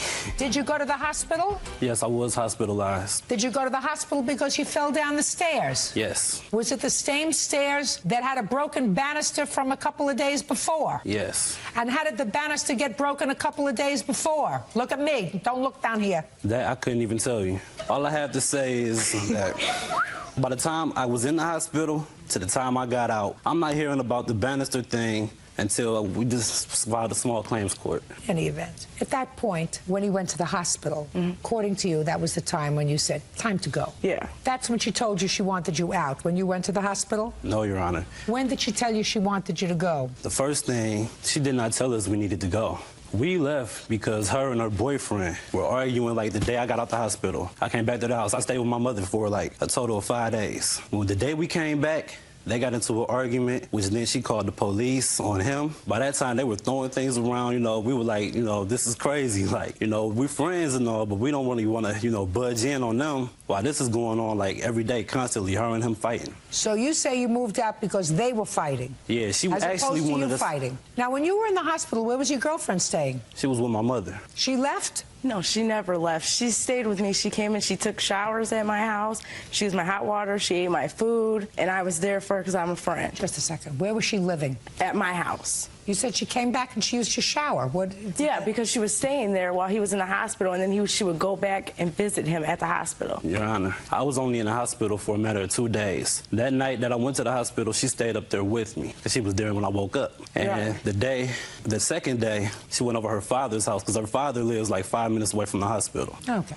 In any event, you left. Your lawsuit claims that Miss Jackson kept $2,000 worth of baby's clothes that you were putting away for your baby. Ms. Jackson says you can have them back when you pay for the banister. No, it didn't go down like that, Your Honor. Why would she keep your baby's clothes, sir, if you didn't break her banister? I don't know. When she let you move into the house. I don't understand that. She let you move into the house. Yes. And then you're telling me all of a sudden she became the Wicked Witch of the West and kept your unborn baby's clothes for no reason? Yes, Your Honor. That's the way. Well, that's strange. She doesn't look like a nut to me. Your Honor, you wouldn't believe it, but no. Listen to me. She's giving you the clothes back. Okay. Right? You have his clothes. Yeah. You can get the clothes back. So all I have to determine is how the banister got broken. How did it get broken? At the time, we were intoxicated, and she was drinking. How did the banister get broken? It got broken because he left my home earlier that day. He came back in a drunken rage, fell down the stairs, and there he started having an asthma attack. My witness was there the whole time that this happened, and we weren't drunk because I don't drink around my kids. Just get to the banister. Okay, I'm sorry. What happened with the banister was that my daughter, my youngest daughter, she has reflux really bad, and I had to rush her to the emergency room. And when we come back from the hospital, my house is destroyed. It's trashed. Everything is everywhere. And I go downstairs and I ask him, what happened, you know? And Marvin said, I'm sorry. I broke your banister while me and Kayla were fighting. And he said that he threw her into the banister and it broke. And he sat there right then and there and said that he would pay for it. Good. How much is it, $100? Yes. Great. On the counterclaim, judgment for the defendant of $100. 5 days from today, you will box up clothing, and the clothing will all be returned. You have it? It's all in the same condition that they left it? Yes. You have any babies? Yes, I have 2 of my own. How old? I have a 3-month and a year-old. Okay. All of the baby clothes that they put together? It's all separate because they left it in my basement. Was it new clothes? No, it was from the Goodwill. No, Your Honor. These were clothes just bought in my girlfriend's mother. The day she gave us the clothes, we unwrapped Your girlfriend's everything. mother gave you the clothes? She bought them. She was buying them for over several months. Good. So you must have the receipts for them. We don't have receipts. Oh, that's too bad. But 5 days from today, you give them back all the baby clothes you have. But okay? here's the notarized Perfect. statement. Thank you very much. On the counterclaim, you get $100. Thank you. That's to fix your banister. Goodbye. Have a happy life. 26-year-old Jamie Martin is suing her former live-in boyfriend, 25-year-old Thomas Say, for a loan to pay his child support. Thomas claims Jamie gave him the money out of kindness.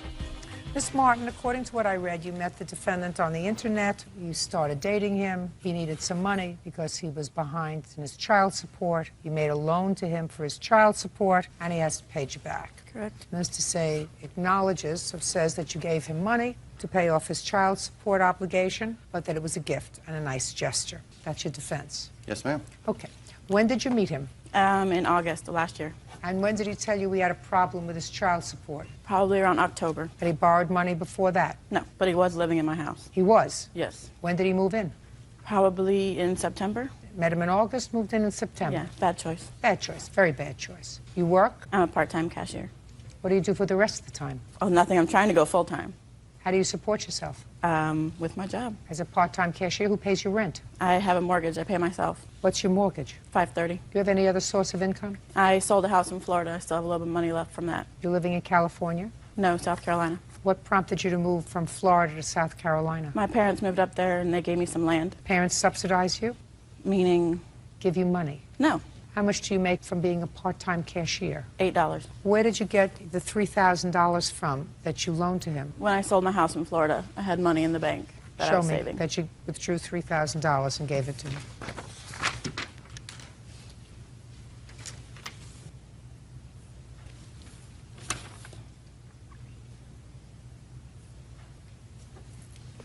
When was he supposed to pay you back? It was supposed to be an every month payment, no less than $100. And when did you stop seeing him? I kicked him out of the house in November. Why? Because he was getting to the point where all he wanted to do was go drinking and not coming home at night, so I decided I didn't want to put up with that. Perfect. Sounds like a plan. Yep. How many children do you have, Mr. Say? 1. How old? 2. And where does that child live? With me and my wife. She didn't kick me out. I was separated, and when I went back to my wife, I left her. Okay. That's when all this came to the head. Fine. But she gave you money for child support. Yes. Why were you behind in your child support payments? It was based on income that I wasn't making any longer. Because you can't hold a job. Listen, Ms. Martin. I'm sorry. They based the money that I was making when the child support was set up was based on about $70,000 to $75,000 a year. I was making about half of that. Every month when I would send money, it fell further and further behind. We were supposed to revisit the issue in November. However, right before the court came, that's when she gave me $3,000. It was a gift. It's your kid. Yes, ma'am. You idiot. It's not hers. If you fall behind in your child support, you pay for it. That's what it is. It's for a parent to pay child support. What's wrong with you? Don't you have any pride at all? Yes, ma'am. Where is it? Show me. Where is it? I left it at the house. Right. I don't think you're adorable, sir. She may have found you marginally attractive when she allowed you to move into her house for some bizarre reason. I have to tell you, whatever it is that you think you have, it eludes me. I'm sorry, It eludes Your Honor. me, sir. I'm sorry, Your Honor. It eludes me. You know, there are acts sometimes of sheer desperation that bring people together. You are one of those sheer desperations. When you have an order for child support, you live up to your responsibility, and you do not rely on strangers to take care of it. Do I make myself clear? Yes, ma'am. Now, why in the world your wife took you back, I have no clue. You have family that's living? Yes. They must have prayed very hard for her to take you back. Must have. It is not Miss Martin's obligation to support your kid, which is a boy or a girl. It's a little girl. Wonderful. I'm sure you absolutely adore her. Has Miss Martin ever met her? No, ma'am. Never even exchanged a meal with her. Why in the world do you think that she'd want to put bread on her table? She offered it when I went. We were... Well, he's going to answer me. He's going to answer this question. Rather than just accept his whooping, he is going to actually answer this question. Let me explain something to you, sir. Where do you come from? South Carolina. I do not find you adorable. I find nothing about you adorable. I think that you're an irresponsible fool. You owe her $3,000. Pay her. That's all. আমরা শুনেছিলাম নিউজে যে অপু বিশ্বাস আত্মহত্যা করেছে। আমি তাহলে এই মুহূর্তে কার সাথে কথা বলছি? মানে এইরকম রিউমার শুধু কি তাই? শুধু তো তাই না, মানে এরকম অনেক আর্টিস্টকেই মেরে ফেলছে। এই ধরনের কিছু ভুয়ো নিউজ এবং ইদানিং স্টার্ট হয়েছে এআই দিয়ে ফেস করা, হাঁটা চলা, কত ধরনের ভিডিও বানাচ্ছে। আসলে এটা আমি বলবো যে এখনকার সময়ে এটা অনেক বড় একটা পদ্ধতি, কিন্তু এটাকে মিসইউজ করা হচ্ছে। একটা ব্যাপার যদি বলি, জীবনে এমন কোনো পরিস্থিতিতে কি কখনো আপনি আত্মহননের চেষ্টা করেছেন? না না, একদমই না, কারণ এটা কোনো ধর্মের সাথেই যায় না। আর আমি মনে করি মানুষ হিসেবে পৃথিবীতে এসেছি, এটা সবচেয়ে বড় প্রাপ্তি। হ্যাঁ, আমরা কেউই বেঁচে থাকবো না, সময় হলে যেতে হবে, সময়ের জন্য অপেক্ষা করব। আর জীবনের যতই ঝড় আসুক না কেন, ফেস করার জন্য তো আমাদেরকেই করতে হবে, কারণ আমরা সকলেই মানুষ। আমাদের সেই বুদ্ধি, জ্ঞান, বিবেচনা সৃষ্টিকর্তা করে দিয়েছেন। আজকে আমাকে অনেকেই একটি কমন প্রশ্ন করতে বলেছেন, প্রত্যেকের একটি প্রশ্ন। ওকে। তারা সবাই বলেছেন যে অপু বিশ্বাস সুন্দরী, এটা আমরা সবাই জানি, কিন্তু ইদানিং কি হয়েছে? কি হয়েছে? অনেক বেশি রূপবতী হয়ে গেছেন। না, এটা তোমার চোখে। না, এটা তোমার চোখে। সবার চোখে। এটা কি কারণ বলুন বলুন। এটা তোমার চোখে। আমার মনে হয় সবাই আমাকে অনেক বেশি ভালোবাসে, অনেক বেশি লাভ করে। ভালোবাসা তো আসলে চোখে কখনো খুঁতটা ধরতে পারে না, যার জন্য আমার কোনো খুঁতই ধরতে পারে না। আসলেই তাই? হ্যাঁ। কিন্তু এই গ্লোয়িং স্কিনের রহস্য জানতে চায় দর্শক। প্রথমেই বলবো যে সকলের ভালোবাসা এটা তো আছেই, বাবা মার আশীর্বাদ এটা তো আছেই। পাশাপাশি আমার একটা বিজনেস হয়েছে, signature baby beauty parlour and boutiques, এবং আরও একটা আমি মেয়েদের তো পার্লার দিয়েছি। তো আমার এরকম অনেক সাংবাদিক ভাইরা আছেন, তারাও চেয়েছেন জেন্টস পার্লার। হ্যাঁ, তো ওই জায়গা থেকে আমার কাছে মনে হয় যে আমার ফেসে তো অনেক বড় প্রবলেম ছিল, এটা সিনেমায়ও অনেক সময় দেখেছি এবং এখনও আসে সামনাসামনি। তো আমার কিছু এক্সপেরিয়েন্স এখানে ইউজ করেছি পার্লারে। আর এখন লাস্ট হয়তো 1 বছর পার্লারে অনেক বেশি যাওয়া হয়। পার্লারে গেলে সুন্দর হয়ে যাবে, এগুলো করা যাবে? হ্যাঁ, অবশ্যই, পার্লার তো সুন্দরের জন্য। তাও সিগনেচার বেবি বিউটি পার্লারে যেতে হবে। ওকে, আচ্ছা, খুব ভালো প্রমোশন হয়ে গেল। আমি শুনেছি ম্যাজিক ডায়েট আপনি মানে রেগুলার ফলো করেন। সো আমি জানি আপনি অসম্ভব রিচ ফুড খেতে ভালোবাসেন, চকলেট খেতে ভালোবাসেন। সেই লোভ কিভাবে অপু বিশ্বাস এখন সামলায়? আসলে সামলানোর জন্য প্রথম হচ্ছে যে আমার তো বেবির পর অনেক বেশি মুটিয়ে গিয়েছিলাম। তো সেখান থেকে কামব্যাক করতেও অনেকটা প্রবলেম হয়েছে। শুধুমাত্র ডায়েট প্ল্যানিংয়ে কিন্তু কোনো কিছু সম্ভব নয়, কারণ আমরা যারা মোটা হয়ে যাই, বিশেষ করে যারা মাদার মানে আমাদের মা হওয়ার পরে মোটা হয়ে যায়, তাদের সবচেয়ে বড় প্রবলেমটা থাকে যে স্কিনটা যখন শুকানো স্টার্ট করে তখন কিন্তু একটু অন্যরকম হয়ে যায়। তার জন্য বেটার হচ্ছে জিম। সো আমি জিম প্রচুর সময় নিয়ে করি অ্যান্ড ডায়েট করা হয়। আর এটা কিভাবে করা হয় এটা হচ্ছে আমার দর্শকদের জন্য, কারণ আমার যারা ফ্যান ফলোয়ার তাদের আমার প্রতি এক ধরনের এক্সপেকটেশন আছে, আর আমার দায়িত্ব সেটাকে পূরণ করা। The one and only megastar Shakib Khan. Hashtag businessman. Okay. Ananta Jalil. Hashtag businessman. Arifin Shuvo. Hashtag actor. Afran Nisho. Hashtag actor. Siam Ahmed. Hashtag good human. Shariful Raz. Hashtag good অভিনেতা। ইমন। হ্যাশট্যাগ ভালো বন্ধু। Nirob. Hashtag good well wisher. Okay. Zayed খান।